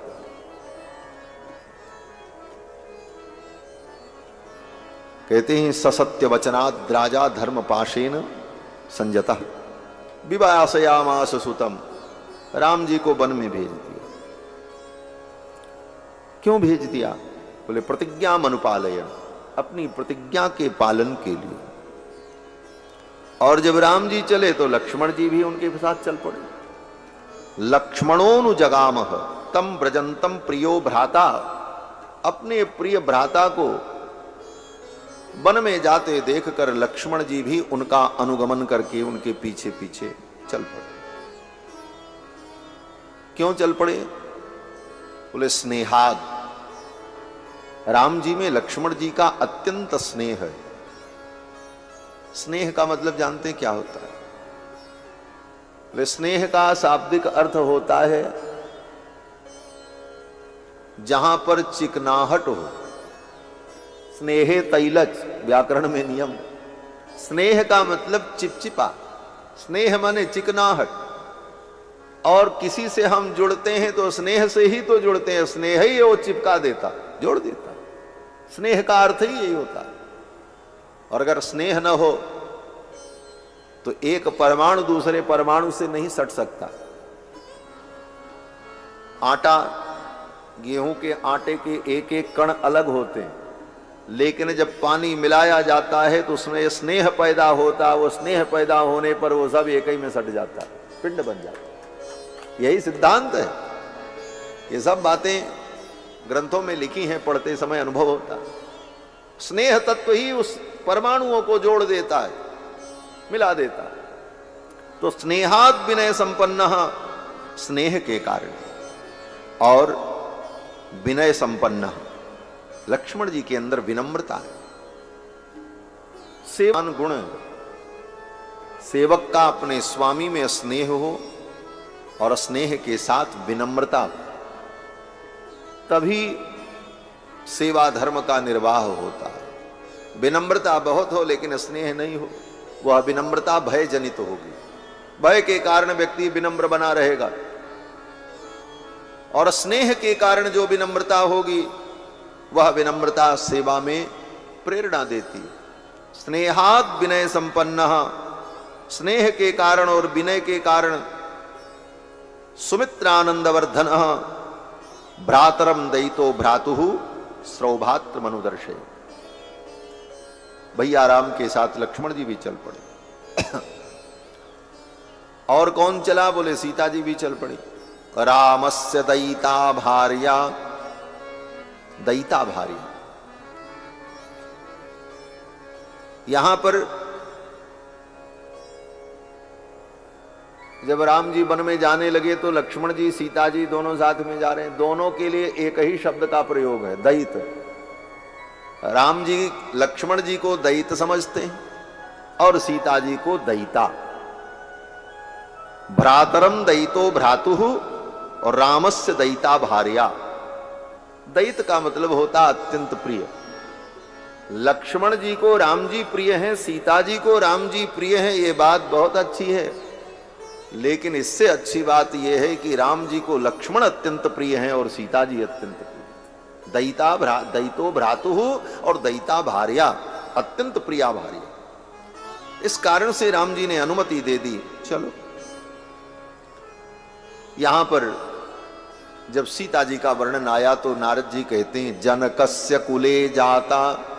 ये सीता साधारण नहीं, जनक के कुल में उत्पन्न हुई। जनकस्य कुले जाता, जनक के कुल में उत्पन्न होने का तात्पर्य ब्रह्म ज्ञानी के कुल में उत्पन्न हो। जनक जी का कुल ब्रह्म ज्ञानियों का कुल है। जनक जी के कुल में जितने लोग हुए सब ब्रह्म ज्ञानी हुए। मिथिला में जितने राजा हुए सब ब्रह्म ज्ञानी हुए। मिथिला में कोई ऐसा राजा नहीं हुआ जो राजा ब्रह्मज्ञानी न हो। जब मिथिला के वंश का वर्णन भागवत जी में किया तो वहां पर वेदव्यास जी कहते हैं, एते वही मैथिला राजन ब्रह्म विद्या विशारदा। मिथिला के जितने राजा हुए ब्रह्म विद्या विशारद हुए। और उपनिषद में तो जनक का और मुनियों का, ऋषियों के संवाद का वर्णन है। बड़े बड़े ब्रह्मज्ञानी ऋषि लोग जनक जी के दरबार में जाकर के जनक जी से प्रवचन सुनते थे। राजा जनक जी, लेकिन जनक जी से ब्रह्म ज्ञान प्राप्त करते थे। ऐसे ब्रह्मज्ञानी श्री जनक जी महाराज। अयोध्या के राजा भी बड़े अच्छे थे, लेकिन अयोध्या में भी एक आध राजा ऐसे हुए जो बड़े विचित्र थे महाराज। अयोध्या में ही एक राजा थे जिनको उनके पिता ने अंत में राज्य से निकाल करके जंगल में भेज दिया। कारण बोले इतने दुष्ट थे कि अयोध्या की गलियों में घूमते थे और कोई बच्चा मिल जाए खेलते हुए तो उस बच्चे को पकड़ करके उसकी टांग पकड़ करके सरजू जी में फेंक देते। जब वो डूब डूब करके मरे तो उनको बड़ा मजा आता था। ऐसे ही राजा, उनके पिता ने उनको वन में भेज दिया, देश से निकाल दिया। लेकिन जनक जी के कुल में कोई ऐसा क्रूर कृत्य कर्मा राजा हो, ऐसा नहीं सुना। जनक जी का कुल ऐसा कुल है, जनकस्य कुले जाता। इसीलिए वाल्मीकि जी कहते, नारद जी कहते हैं जनक के कुल में उत्पन्न हो, जनकस्य कुले जाता, देव माएव निर्मिता। ये सीता जी कौन है? बोले जनकस्य कुले जाता, जनक के कुल में तो उत्पन्न हुई। और ये हैं कौन? बोले देव माएव निर्मिता। देव कौन? बोले भगवान परब्रह्म परमात्मा भगवान नारायण ही देव हैं। देवस्य, कौन से देव? बोले भर्गो देवस्य। परब्रह्म परमात्मा जो देव हैं, देवस्य। और उन देव की जो माया है, माया माने करुणा, माया दंभे कृपायांच, माया माने कृपा। उन देवाधिदेव भगवान सविता देवता जो सूर्य मंडल के अंतर्यामी परब्रह्म परमात्मा नारायण हैं, उनकी जो करुणा है वो करुणा ही साक्षात सीता के रूप में प्रकट है। जनकस्य कुले जाता देव माएव निर्मिता। और उनकी विशेषता क्या है? वाल्मीकि जी कहते हैं, ओ नारद जी कहते हैं, सर्वलक्षण संपन्ना, समस्त लक्षणों से युक्त है। सर्वलक्षण संपन्ना, ये सर्वलक्षण संपन्ना राम जी के लिए जिन गुणों का वर्णन हुआ कि अमुक अमुक गुण, अमुक अमुक गुण, बोले उतना कहने की जरूरत नहीं है। नारद जी कहते हैं वो जितने गुण राम जी में है वो सब सीता जी में है। सर्वलक्षण संपन्ना, सर्वलक्षण संपन्ना। बोले सब लक्षण तो हैं जो राम जी में हैं, वो सारे दिव्य गुण सीता जी में भी हैं, सर्वलक्षण संपन्ना। लेकिन राम जी तो पुरुषोत्तम है, तो सीता जी पुरुषोत्तम तो नहीं हो सकती, वो तो पुरुषोत्तम है। तो नारद जी कहते हैं राम जी अगर पुरुषोत्तम है तो सीता जी नारियोत्तमा है, नारी नाम उत्तमा बधू। नारद जी कहते हैं सर्वलक्षण संपन्ना नारी नाम उत्तमा वधू। राम जी अगर पुरुषों में उत्तम है तो सीता जी नारियों में उत्तम है, नारियोत्तमा है, नारी नाम उत्तमा वधू। सीताप्यनुगता रामम शशिनम रोहिणी यथा। और सीता सदा राम का अनुगमन करती हैं। किस प्रकार से? बोले शशिनम रोहिणी यथा, जैसे रोहिणी नक्षत्र सदा चंद्रमा का अनुगमन करती है, उसी प्रकार सीता जी सदा रामचंद्र रूपी चंद्रमा का अनुगमन करने वाली रोहिणी के समान। और सीता जी भी इसी कारण से राम जी का अनुगमन करती हुई चल पड़ी। भगवान श्री राम लक्ष्मण जानकी तीनों वन के लिए चले, श्रृंगवेरपुर पहुंचे। श्रृंगवेरपुर में निषाद राज ने भगवान का स्वागत किया। वहां से आगे बढ़े। ते बनेन वनम गत्वा नदी तीर्त्वा बहुदकाः, अनेक नदियों को पार करके, बहुदका जिन नदियों में बहुत जल था, ऐसी नदियों को भी पार करते हुए भगवान चित्रकूट पहुंचे। चित्रकूट में निवास बना करके राम जी रहने लगे। भरत जी आए, इधर दशरथ जी का मरण हुआ, भरत जी आए, राम जी को मनाने के लिए चित्रकूट पहुंचे। राम जी ने पादुका देकर के उन्हें विदा कर दिया। भरत जी आए और भरत जी महाराज नंदिग्रामे करोद राज्यम रामागमन कांक्षया, नंदिग्राम में आकर के भरत जी राज्य करने लगे। किस आकांक्षा से? बोले हमारे राम जी लौट करके आएंगे, रामागमन कांक्षा, और कोई आकांक्षा नहीं भरत जी में। भरत जी की एक आकांक्षा, राम जी आएंगे। इस आकांक्षा को लेकर नंदिग्राम में रहकर भरत जी राज्य करने लगे। राम जी ने दंडकारण्य में प्रवेश किया। भरत जी तो इधर अयोध्या आ गए और राम जी वहां से चित्रकूट से आगे थे। चित्रकूट से भरत जी जब अयोध्या के लिए लौटे तो राम जी ने भी चित्रकूट छोड़ दिया और दंडकारण्य में प्रवेश किया। और दंडकारण्य में प्रवेश करके विराध का वध किया, सरभंग का दर्शन किया, सुतीक्ष्ण से मिले। अगस्त मुनि के पास पहुंचे और पंचवटी में निवास बनाया। शूर्पणखा को विरूप किया, विरूपिता शूर्पणखा।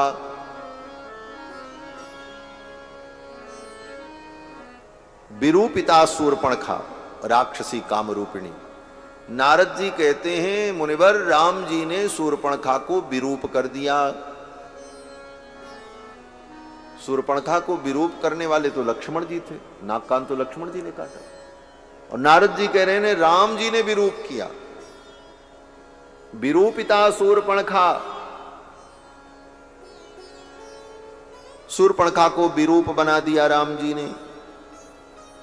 तो राम जी ने शूर्पणखा का नाक कान काटा, उसे विरूप बनाया, ये नारद जी कहते तो हैं, लेकिन ये काम तो लक्ष्मण जी ने किया। तो नारद जी के वचन की संगति कैसे होगी? तो वचन की संगति ये है कि उसको विरूप बनाने के लिए राम जी ने लक्ष्मण जी से कहा इसका नाक कान काट लो। और लक्ष्मण जी हैं कौन? तो वाल्मीकि जी कहते हैं रामस्य दक्षिणो बाहु, राम जी की दाहिनी भुजा कौन है? बोले लक्ष्मण जी। तो जैसे हम किसी काम को करने के लिए अपने हाथ से कहते हैं, अर्थात अपने हाथ को उस कार्य में हम प्रवृत्त करते हैं, तो वह कार्य हमारा ही कार्य माना जाता है। उसी प्रकार लक्ष्मण जी भगवान की दाहिनी भुजा हैं, रामस्य दक्षिणो बाहु।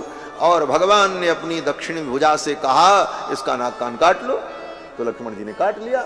तो किसने काटा? बोले राम जी ने ही काटा, क्योंकि लक्ष्मण जी तो राम जी की दाहिनी भुजा है, रामस्य दक्षिणो बाहु। और इसके बाद रावण से युद्ध होता है। रावण ने सीता हरण किया है और फिर युद्ध का प्रकरण आया, और युद्ध में राम जी ने रावण के असुरों का, उसके साथियों का संहार किया, और फिर सीता जी को लेकर के भगवान अयोध्या के लिए आते। लंका में विभीषण का राज्याभिषेक कर दिया। अभिषिच्य च लंकायाम राक्षसेन्द्रम विभीषणम, लंका में विभीषण का राज्याभिषेक कर दिया। और कृतकृत्यस्तदा रामो विज्वरः प्रमुमोदः, राम जी कृतकृत्य हो गए, राम जी का कृत्य पूर्ण हो गया। क्या कृत्य? बोले असुरों का संहार, सीता जी की प्राप्ति, सुग्रीव विभीषण इत्यादि भक्तों पर अनुग्रह, ये सब करके राम जी कृतकृत्य हो गए। जो उनको करना था उन्होंने कर लिया। कृतकृत्य, कृतकृत्य हो। कृतकृत्य का यही मतलब होता है जो करना था वो व्यक्ति कर ले, वो व्यक्ति कृतकृत्य हो गया। कृतकृत्य तदा रामो विज्वरः प्रमुमोदः देवताभ्यो वरम पाप्य समुत्थाप्य च वानरा। उसी समय इंद्र आए। इंद्र ने भगवान से कहा हम आपकी क्या सेवा करें? लंका विजय के बाद तो भगवान ने कहा इन बानरों को जीवित कर दो। जीवित तो भगवान भी कर सकते थे, इंद्र से कहने की कोई जरूरत नहीं। जिनके भ्रिकुट के विलास से सृष्टि उत्पन्न होती है और लय को प्राप्त हो जाती है, किसी व्यक्ति को जीवित करने के लिए भगवान इंद्र से कहें कि आप इसको जीवित कर दो, खाली इंद्र को श्रेय देने के लिए, इंद्र को श्रेय देने के लिए, इंद्र के सम्मान का संवर्धन करने के लिए भगवान ने इंद्र से कहा अगर आप कुछ करना चाहते हो तो ये करो कि ये जितने मेरे बानर हैं ये सब जीवित हो जाए। इंद्र ने कहा अब एक एक बानर जो मरे पड़े हैं युद्ध में, अब एक एक के मुख में अमृत ले जा करके डालें, एक एक चिम्मच सबको अमृत पिलावें तब ये जिंदा हो, इसमें तो बड़ा विलंब होगा। तो क्या करें? बोले अमृत की वर्षा ही कर दे। अमृत की वर्षा कर दी इंद्र ने, जैसे पानी बरसे ऐसे अमृत बरसने लगा। अमृत की जब वर्षा कर दी तो अमृत तो सब पर गिरा। पानी बरसता है तो सब जगह पानी गिरता है, सूखी जगह पर भी, गीली जगह पर भी। अमृत तो सब जगह गिरा, लेकिन जितने बानर थे वो सब उठ करके खड़े हो गए। बानर तो जीवित हो गए, लेकिन जितने राक्षस थे वो जीवित नहीं हुए। अमृत तो उनके ऊपर भी पड़ा, वो भी मरे पड़े थे, लेकिन वो जीवित नहीं हुए। क्यों जीवित नहीं हुए? बोले वो सब भगवान का नाम लेकर के, भगवान का स्मरण करते हुए युद्ध में मरे थे, इसलिए उनको भगवान ने परम गति प्रदान कर दी। और इस प्रकार से भगवान ने देवताभ्यो वरम प्राप्य समुत्थाप्य च वानरान, उन वानरों को भगवान ने जीवित कर दिया। अयोध्याम प्रस्थितो रामः पुष्पकेण सुहृद्वृतः, और पुष्पक विमान पर बैठ करके भगवान अयोध्या आए। अयोध्या भगवान जब पहुंचे तो सबसे पहले भगवान का पुष्पक विमान नंदिग्राम में उतरा। नंदिग्रामम पुष्पकम तत्समारोह्य नंदिग्रामम ययौ तदा। नंदिग्राम में भगवान का पुष्पक विमान उतरा और फिर वहीं पर चारों भाइयों ने अपनी जटा का विमोचन किया, क्योंकि राम जी को भी जटा हो गई। नंदिग्रामे जटाम हित्वा, और लक्ष्मण जी की भी जटा थी। भरत जी भी तप कर रहे थे 14 वर्ष से, तो शत्रुघ्न जी ही क्यों बचते? शत्रुघ्न जी भी भरत जी का अनुगमन करने वाले, उन्होंने भी जटा डाली। चारों भाइयों की जटा का विमोचन हुआ। आज भी नंदिग्राम के पास में एक स्थान है, एक कुंड है, जिस कुंड के जल से राम जी के, भरत जी के, लक्ष्मण जी के, शत्रुघ्न जी के बाल को भिगो करके जटाओं का विमोचन किया गया। उस कुंड का नाम जटा कुंड। नंदिग्राम के पास में ही वो तीर्थ है, जटा कुंड तीर्थ। नंदिग्रामे जटाम हित्वा भ्रातृभिः सहितो नघः रामः सीतामनुप्राप्य राज्यम पुनरवाप्तवान। और सीता जी को प्राप्त करने के बाद राम जी ने राज्य को प्राप्त किया। रामः सीतामनुप्राप्य, रावण का वध करके भगवान ने सीता जी को प्राप्त कर लिया, अयोध्या आकर के राज्य प्राप्त किया, भूपति हो गए। ये देखने में ये श्लोक बड़ा साधारण सा लगता है, लेकिन यहां पर भगवान के परत्व का संकेत है। क्या संकेत है? बोले भगवान की 2 पत्नियां हैं। एक पत्नी का नाम है श्री देवी और एक पत्नी का नाम है भूदेवी। भगवान की 2 पत्नियों का वर्णन वेदों में किया गया। श्रीश्चते लक्ष्मीश्च पत्न्यौ, श्रीदेवी और भूदेवी। इसीलिए आप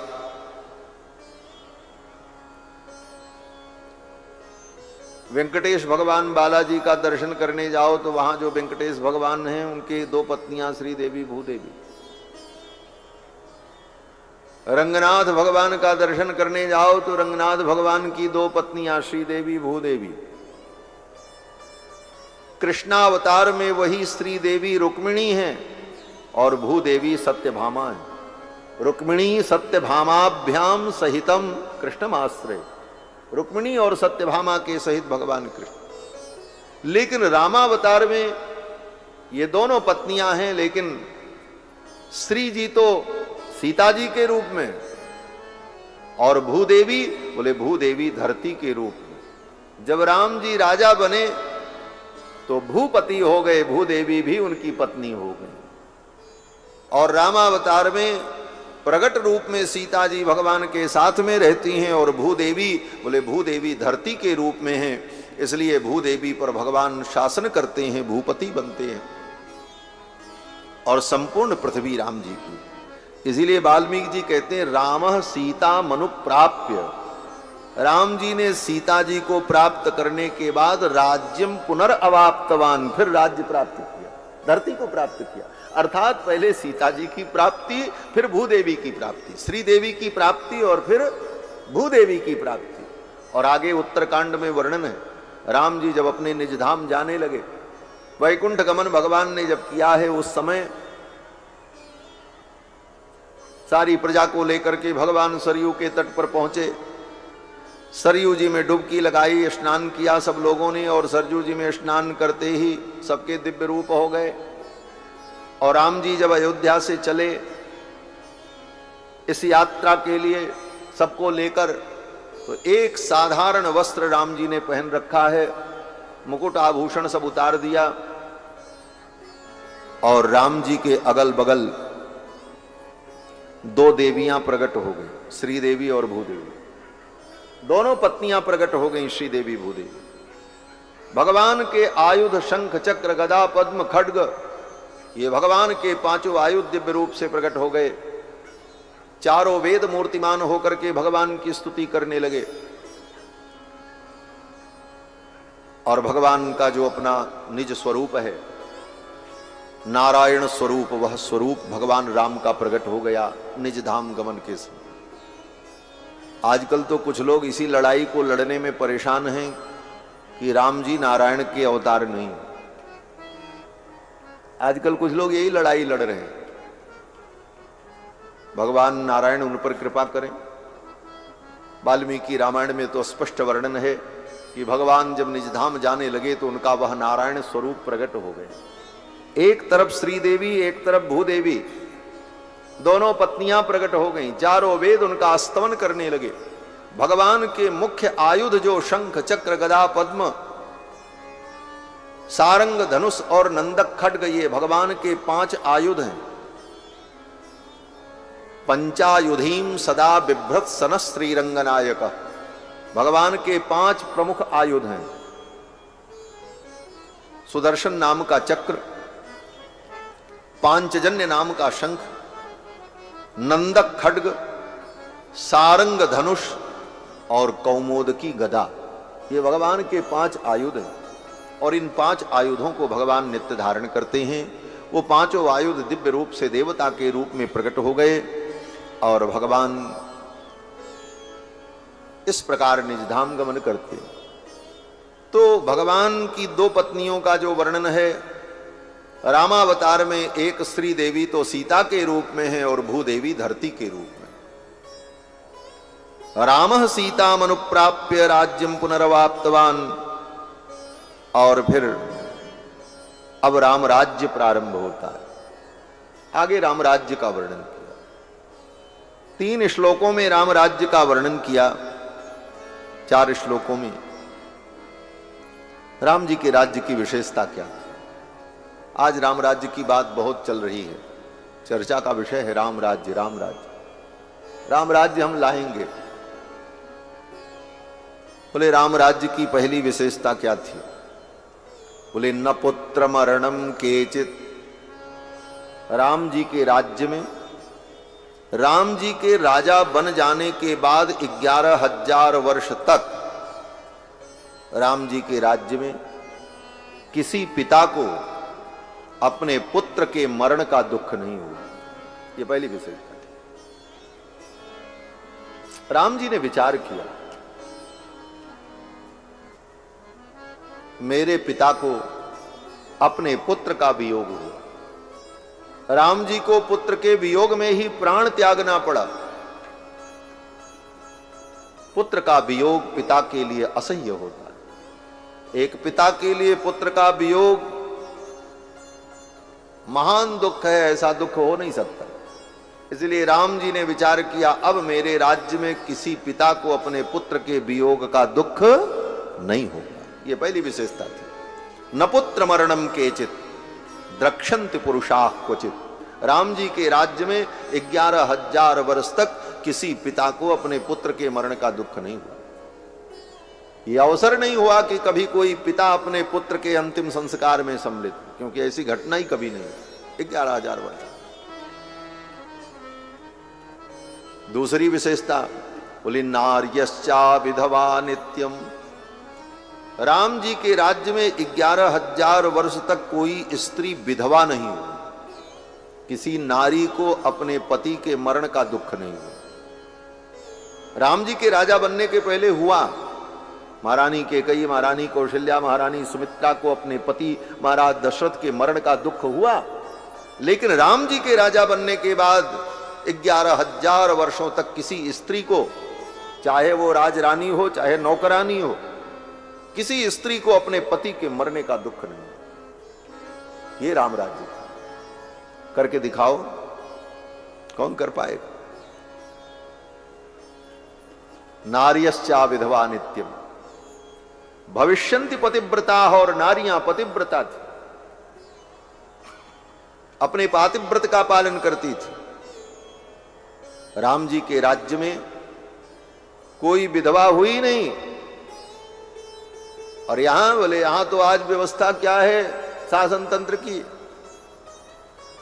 बोले विधवा होने की चिंता नहीं है, विधवा का धर्म वो पालन न करे, विधवा का पुनर्विवाह कराया जाए, इसकी व्यवस्था होने लगी। महान अधर्म, घोर अधर्म, शास्त्र विरुद्ध विधवा विवाह को प्रोत्साहन। वहां राम राज्य की क्या कल्पना करेंगे? वहां तो कभी कोई विधवा हुई ही नहीं। और पतिपरायणा सब थी। भविष्यन्ति पतिव्रता न चाग्निजम भयम किंचन। राम जी के राज्य में 11,000 वर्ष तक कभी किसी के घर में आग नहीं लगी। चाहे खेत हो, चाहे खरिहान हो, चाहे फूस का घर हो, लेकिन कभी किसी के घर में अग्निदाह नहीं हुआ, अग्नि ज्वाला नहीं हुआ। ऐसे राम जी के राज्य में धर्म का प्रताप था।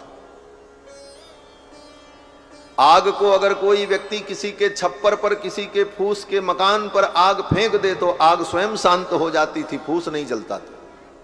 यह धर्म का प्रताप था राम जी के राज्य। न चाग्निजम भयम किंचन नापसु मज्जन्ति जंतवः। राम जी के राज्य में कोई पानी में डूब करके कभी नहीं मरा। यह साधारण बात है। राम जी के राज्य में 5 वर्ष का बच्चा भी सरजू जी में चला जाए, पूरी सरजू में खेल करके चला आवे, डूब नहीं सकता। वरुण देवता में सामर्थ्य नहीं था कि किसी को वरुण देवता डुबो दें, जल में कोई डूब जाए। ये राम जी के धर्म का प्रताप। करो ऐसी व्यवस्था। आज अग्निशमन दस्ता तो लोग बना सकते हैं, दमकल और आग बुझाने की व्यवस्था तो कर सकते हैं, लेकिन आग ही न लगे इसकी व्यवस्था नहीं कर सकते। ये व्यवस्था तो राम जी के राज्य में थी। न चाग्निजम भयम किंचन नापसु मज्जन्ति जंतवः न बातजम भयम किंचन। राम जी के राज्य में कभी आंधी नहीं आई, कभी तूफान नहीं आया,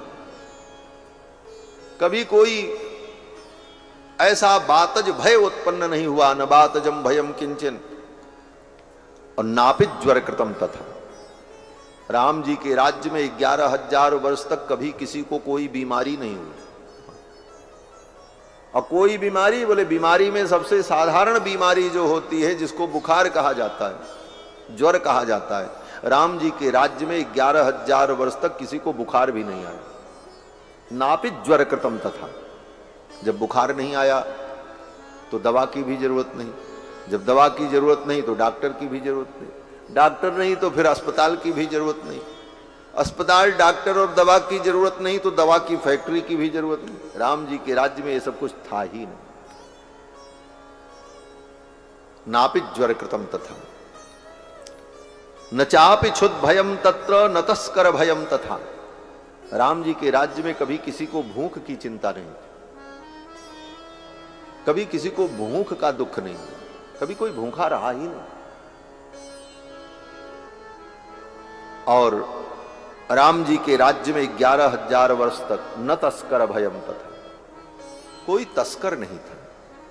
राम जी के राज्य में कहीं कोई चोर नहीं था। चोर को क्या दंड दिया जाए इसकी कभी कोई व्यवस्था ही नहीं हुई राम जी के राज्य में। क्यों? बोले चोर थे ही नहीं।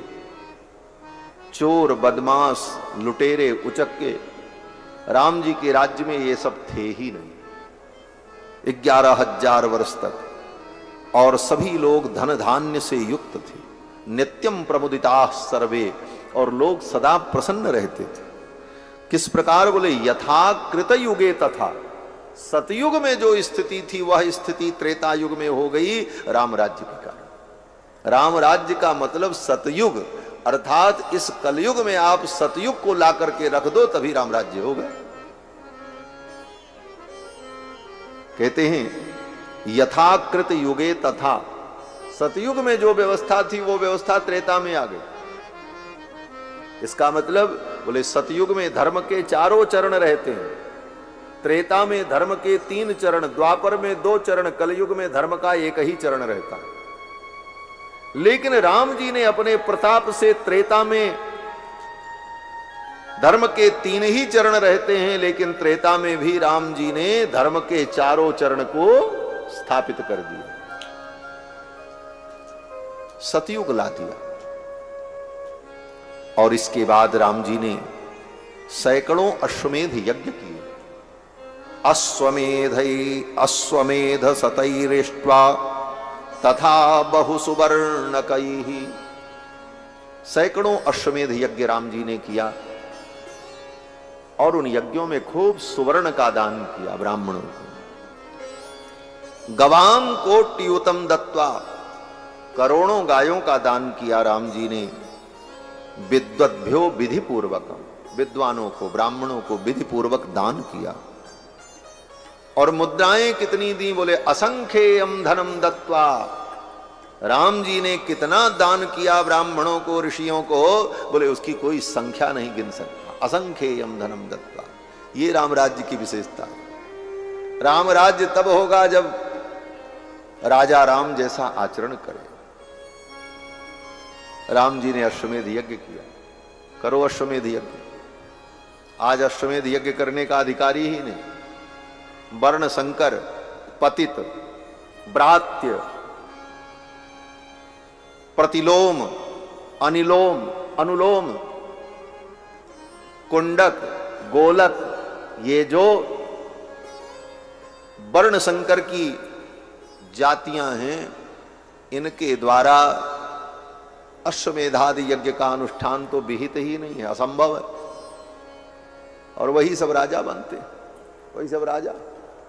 क्या कल्पना करोगे राम राज्य की? अश्वमेधैर सतैरिष्ट्वा, सैकड़ों अश्वमेध यज्ञ राम जी ने किया। असंख्येयम धनम दत्वा ब्राह्मणेभ्यो महायसा, राजवंशान शतगुणान स्थापयिष्यति राघव। और राम जी ने अनेक पवित्र राजवंशों की स्थापना की। और राजवंशों की स्थापना करने के बाद इसके साथ साथ राम जी ने 4 वर्ण के लोगों को उनके उनके धर्म में लगाया। चातुर्वर्ण्यम च लोकेस्मिन् स्वे स्वे धर्मे नियोक्ष्यति। राम जी ने 11,000 वर्ष तक 4 वर्णों के लोगों को उनके उनके धर्म में प्रवृत्त किया। ब्राह्मण को क्या करना चाहिए, ब्राह्मण वो करे। क्षत्रिय को क्या करना चाहिए, क्षत्रिय वो करे। वैश्य को क्या करना है, वो अपने कर्म में लगे। शूद्र का धर्म क्या है, वो अपने धर्म का पालन करे। इस प्रकार 4 वर्णों के लोगों को उनके उनके धर्म में राम जी ने प्रवृत्त किया। 11,000 वर्ष तक राम जी ने अपनी प्रजा को केवल वर्ण धर्म का उपदेश किया, अपने अपने वर्ण धर्म का पालन किया। अपने अपने वर्ण धर्म के पालन से ही व्यक्ति को सुख मिलता है। निज निज धर्म निरत श्रुति नीकी, तेहि कर फल पुनि विषय विराग। और तब राम जी के चरणों की भक्ति प्राप्त होती, तब मम चरण उपज अनुराग। 11,000 वर्ष तक राम जी ने अपनी प्रजा को यही स्वधर्म वर्णाश्रम धर्म का उपदेश किया, अपने अपने वर्ण धर्म का पालन किया। आज का संविधान, बोले आज का संविधान वर्ण व्यवस्था को ही समाप्त करने पर लगा, वर्ण व्यवस्था खत्म कर। ये वर्ण व्यवस्था तो ब्राह्मणों ने पैदा कर, इन पंडितों ने किया। बोले वर्ण व्यवस्था ही सनातन धर्म है। 4 वेद, 6 शास्त्र, 18 पुराण उठा करके पढ़ लो। वर्ण व्यवस्था के बिना सनातन धर्म की कल्पना भी नहीं की जा सकती। वर्ण धर्म ही सनातन धर्म है। अपने अपने वर्ण धर्म का पालन करना यही शुद्ध सनातन धर्म है। राम जी ने इसी धर्म की स्थापना की। चातुर्वर्ण्यम च लोकेस्मिन् स्वे स्वे धर्मे निवोक्षते। उनको अपने अपने धर्म में, उनके उनके धर्म में लगाया और 11,000 वर्ष तक प्रजा का पालन किया। और फिर संपूर्ण प्रजा को लेकर के भगवान निज धाम चले गए। ये संक्षिप्त रामायण है 100 श्लोकों में, जो नारद जी ने वाल्मीकि जी को सुनाया। नारद जी कहते हैं कि इदम पवित्रम, ये राम जी का चरित्र परम पवित्र है।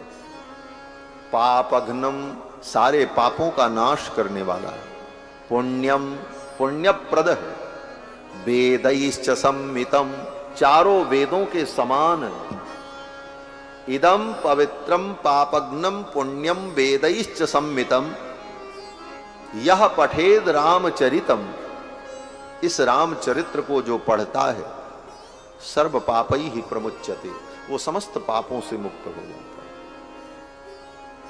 आगे कहते हैं एतदाख्यानमायुष्यम, इस आख्यान को जो नित्य पढ़ता है। ये 100 श्लोक की जो रामायण है ना, जो नारद जी ने वाल्मीकि जी को सुनाई है, इसका व्यक्ति नियम से अगर पाठ करे,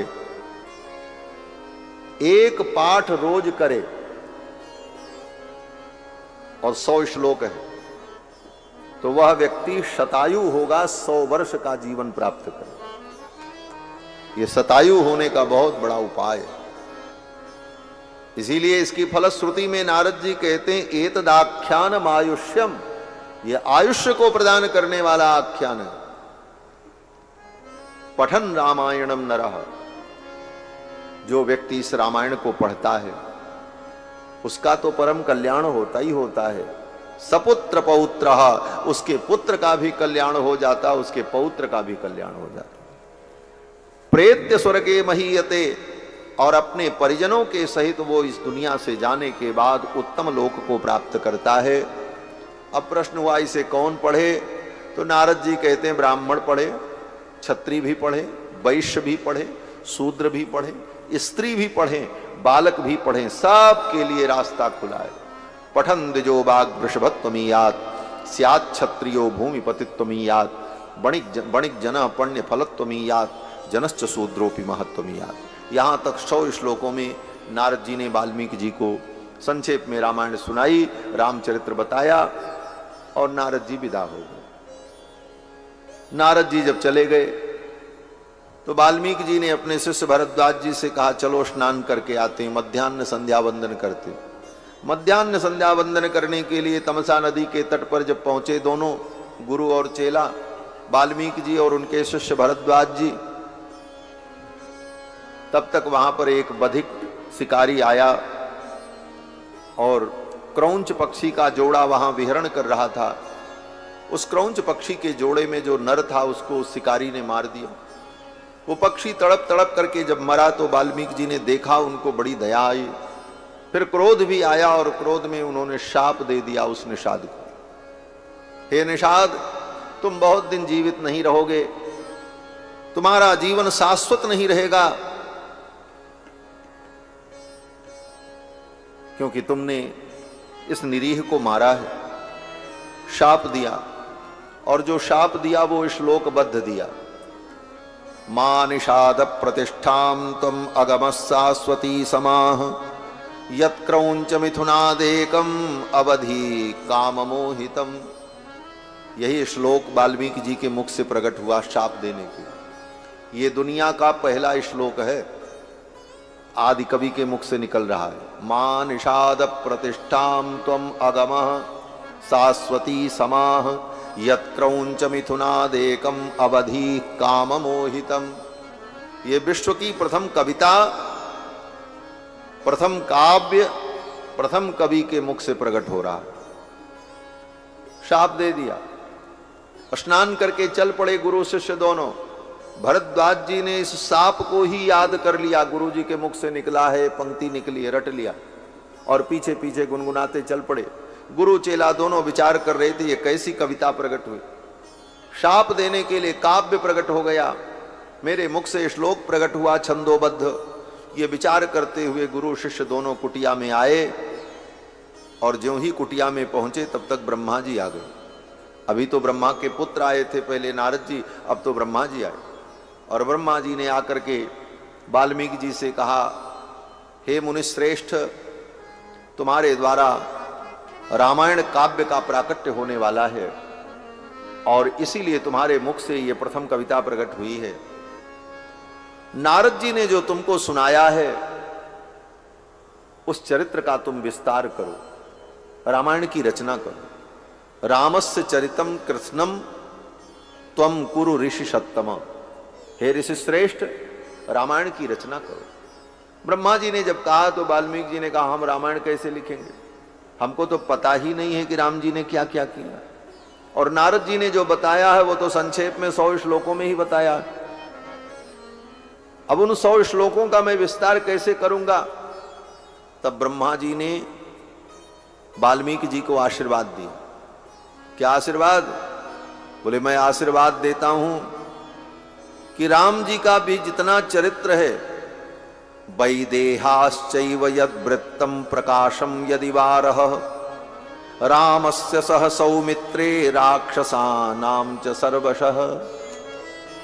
राम जी के चरित्र में राम जी का चरित्र, सीता जी का चरित्र, लक्ष्मण जी का चरित्र और राम जी के जितने परिकर हैं, बानर हैं, उनका चरित्र, और उसी चरित्र में जुड़ा हुआ है राक्षसों का भी चरित्र, क्योंकि राक्षस भी थे उस लीला में। तो ब्रह्मा जी कहते हैं कि रामस्य सह सौमित्रे राक्षसानां च सर्वशः। उन राक्षसों का भी चरित्र और राम जी का, लक्ष्मण जी का, जानकी जी का, बानरों का जितना चरित्र है राम लीला से जुड़ा हुआ, वो सब तुम्हारे हृदय में प्रकट हो जाएगा। जाओ, मैं वरदान देता हूं। तच्चाप्य विदितम सर्वम विदितम ते भविष्यति।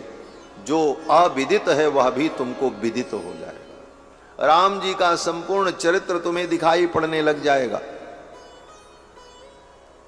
कैसा चरित्र? बोले, प्रकाशम यदि वा रह। प्रकाशम यदि वा रह। प्रकाशम माने जो चरित्र सारी दुनिया जानती, और रह माने जिस चरित्र को केवल राम जी जानते हैं और कोई नहीं जानता है। लक्ष्मण जी भी नहीं जानते जिस चरित्र को।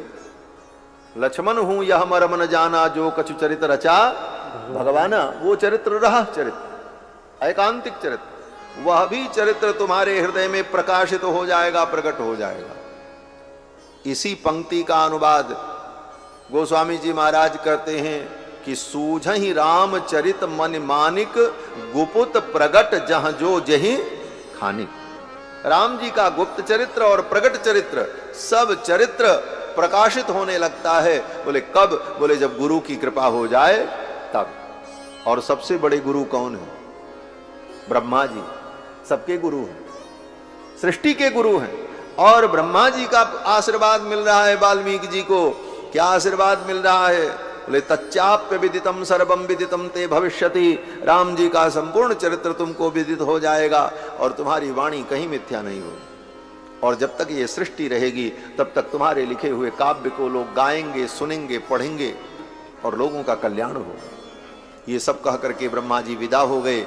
और ब्रह्मा जी जब चले गए तब महर्षि वाल्मीकि ने आचमन प्राणायाम किया, भगवान का ध्यान किया, ब्रह्मा जी के कथन का स्मरण किया और उसी समय वाल्मीकि जी के हृदय में संपूर्ण रामचरित्र प्रकट हो।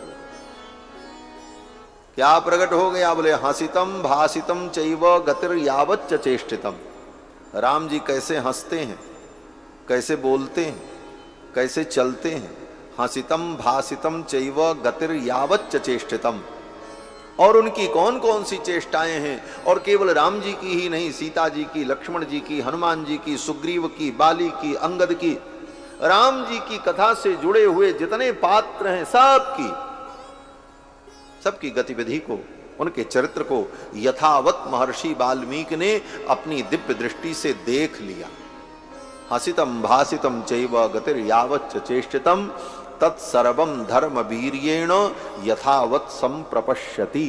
देखा और देख करके लिखा, और लिख करके 24,000 श्लोकों में रामायण तैयार कर दी। इसी का नाम रामायण है। 24,000 श्लोकों में रामायण लिख दी। और जिस समय रामायण की रचना वाल्मीकि जी ने की है, उस समय सीता जी वाल्मीकि महर्षि के आश्रम में थी, क्योंकि राम जी ने सीता जी का परित्याग कर दिया था। लोक भय से, लोकापवाद के भय से सीता जी का परित्याग कर दिया था। तो सीता जी वाल्मीकि जी के आश्रम में थी।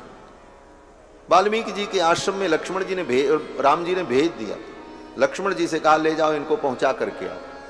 कहां पहुंचाओ? बोले वाल्मीकि मुनि के आश्रम में, क्योंकि रामायण की रचना होने वाली थी। राम जी ने विचार किया, मैं तो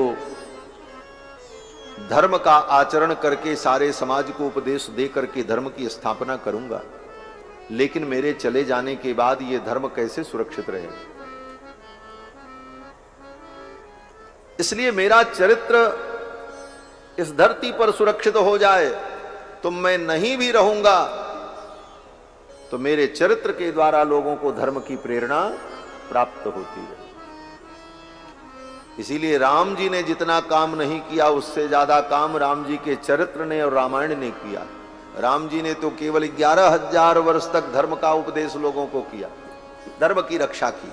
लेकिन 11,000 वर्ष के बाद, राम जी के चले जाने के बाद, निज धाम गमन के बाद, आज तक धर्म की रक्षा किसने की? बोले राम जी के चरित्र ने की, रामायण ने की। इसलिए आज भी रामायण प्रासंगिक। भगवान तो अल्पकाल के लिए प्रकट होकर लीला करते फिर चले जाते, लेकिन उनका चरित्र अनंत काल तक धर्म की रक्षा करता है, प्राणियों की रक्षा करता है। इसलिए राम जी ने विचार किया ये चरित्र समाज में स्थापित हो जाए, इस रामायण की रचना हो। और इस रामायण की रचना कौन करेगा? बोले वाल्मीकि जी करेंगे। और वाल्मीकि जी रामायण की रचना तब करेंगे जब इनके ऊपर किशोरी जी की कृपा होगी, जानकी जी की कृपा होगी। इसलिए जानकी जी को कृपा करके ही भगवान ने वाल्मीकि महर्षि के आश्रम में भेजा। जान करुणा सिंधु भावी विवश सकल सहाय।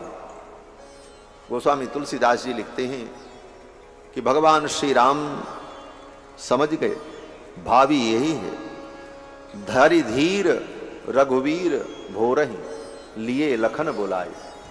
सवेरे सवेरे राम जी ने लक्ष्मण जी को बुलाया, लक्ष्मण जी आए, प्रभु क्या आज्ञा है? राम जी ने कहा तात तुरत ही स्याज संदन, लक्ष्मण जल्दी से रथ तैयार करो और लेहु सी चढ़ाए, और रथ पर सीता को बैठा लो। और वाल्मीकि मुनि स आश्रम आइयो पहुंचाए, सीता को वाल्मीकि मुनि के आश्रम में पहुंचा करके चले आओ, यही मेरी आज्ञा। लक्ष्मण जी ने सीता जी को रथ पर बैठाया और वाल्मीकि मुनि के आश्रम में पहुंचा। उस समय सीता जी अंतर्वतनी थी, गर्भवती थी।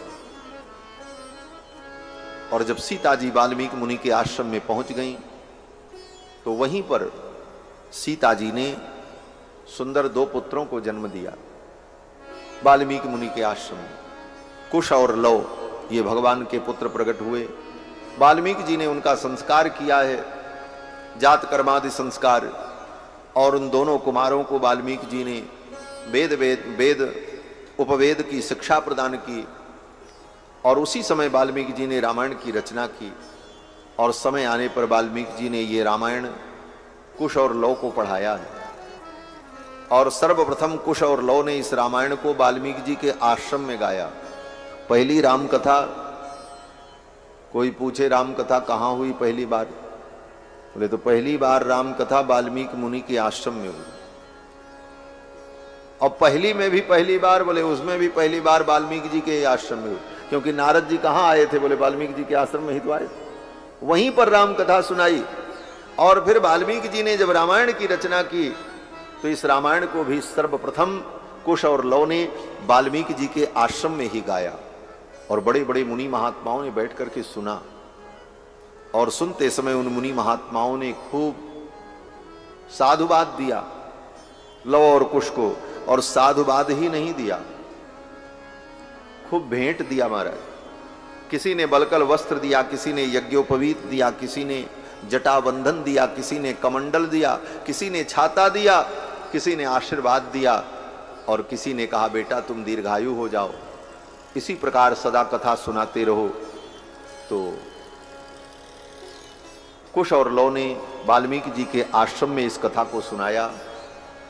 वाल्मीकि जी बड़े प्रसन्न हुए और वाल्मीकि जी ने कहा अब चलो मेरे साथ, अब ये कथा तुम्हें चलकर अयोध्या के राजा राम जी के यज्ञ में ये कथा सुनानी। उस समय राम जी का यज्ञ नैमिषारण्य में चल रहा था। वाल्मीकि जी कुश और लव को लेकर के आए और वहीं यज्ञ स्थल पर कथा सुनाने लगे। राम जी को जब पता चला कि दो सुंदर बालक बड़ी सुंदर कथा सुना रहे हैं, राम जी ने स्वयं देखा। तब राम जी ने अपने मंत्रियों से कहा जाओ आदर पूर्वक इन दोनों ब्रह्मचारियों को ले आओ और दरबार में इनकी कथा होगी, मैं भी सुनूंगा। तब कुश और लव को बुलाया गया, राम जी का दरबार लगा, उसी दरबार में व्यासपीठ लगी और कुश और लव कथा सुनाने लगे और राम जी स्वयं श्रोता बनकर के सुन रहे। संपूर्ण अयोध्या की प्रजा, गुरुदेव वशिष्ठ, जाबाली, मार्कंडे, कात्यायन, गौतम, असित, ये महामुनि लोग श्रोता बनकर के बैठे। राम जी स्वयं श्रोता बनकर के बैठे। तीनों माताएं बैठी हैं, कौशल्या, केकई, सुमित्रा। भरत, शत्रुघ्न और लक्ष्मण, इन तीनों की पत्नियां मांडवी, श्रुतकीर्ति, उर्मिला, ये सब कथा सुनने बैठी। राम जी के दरबार में जब कथा होने लगी, लव कुश इस कथा को सुनाने लगे, तो राम जी अपने सिंहासन से उतर गए और उतर करके साधारण लोगों के बीच में जाकर के बैठ गए कथा सुनने की। क्यों? बोले असाधारण और साधारण, साधारण लोगों के बीच में कथा सुनने क्यों बैठे?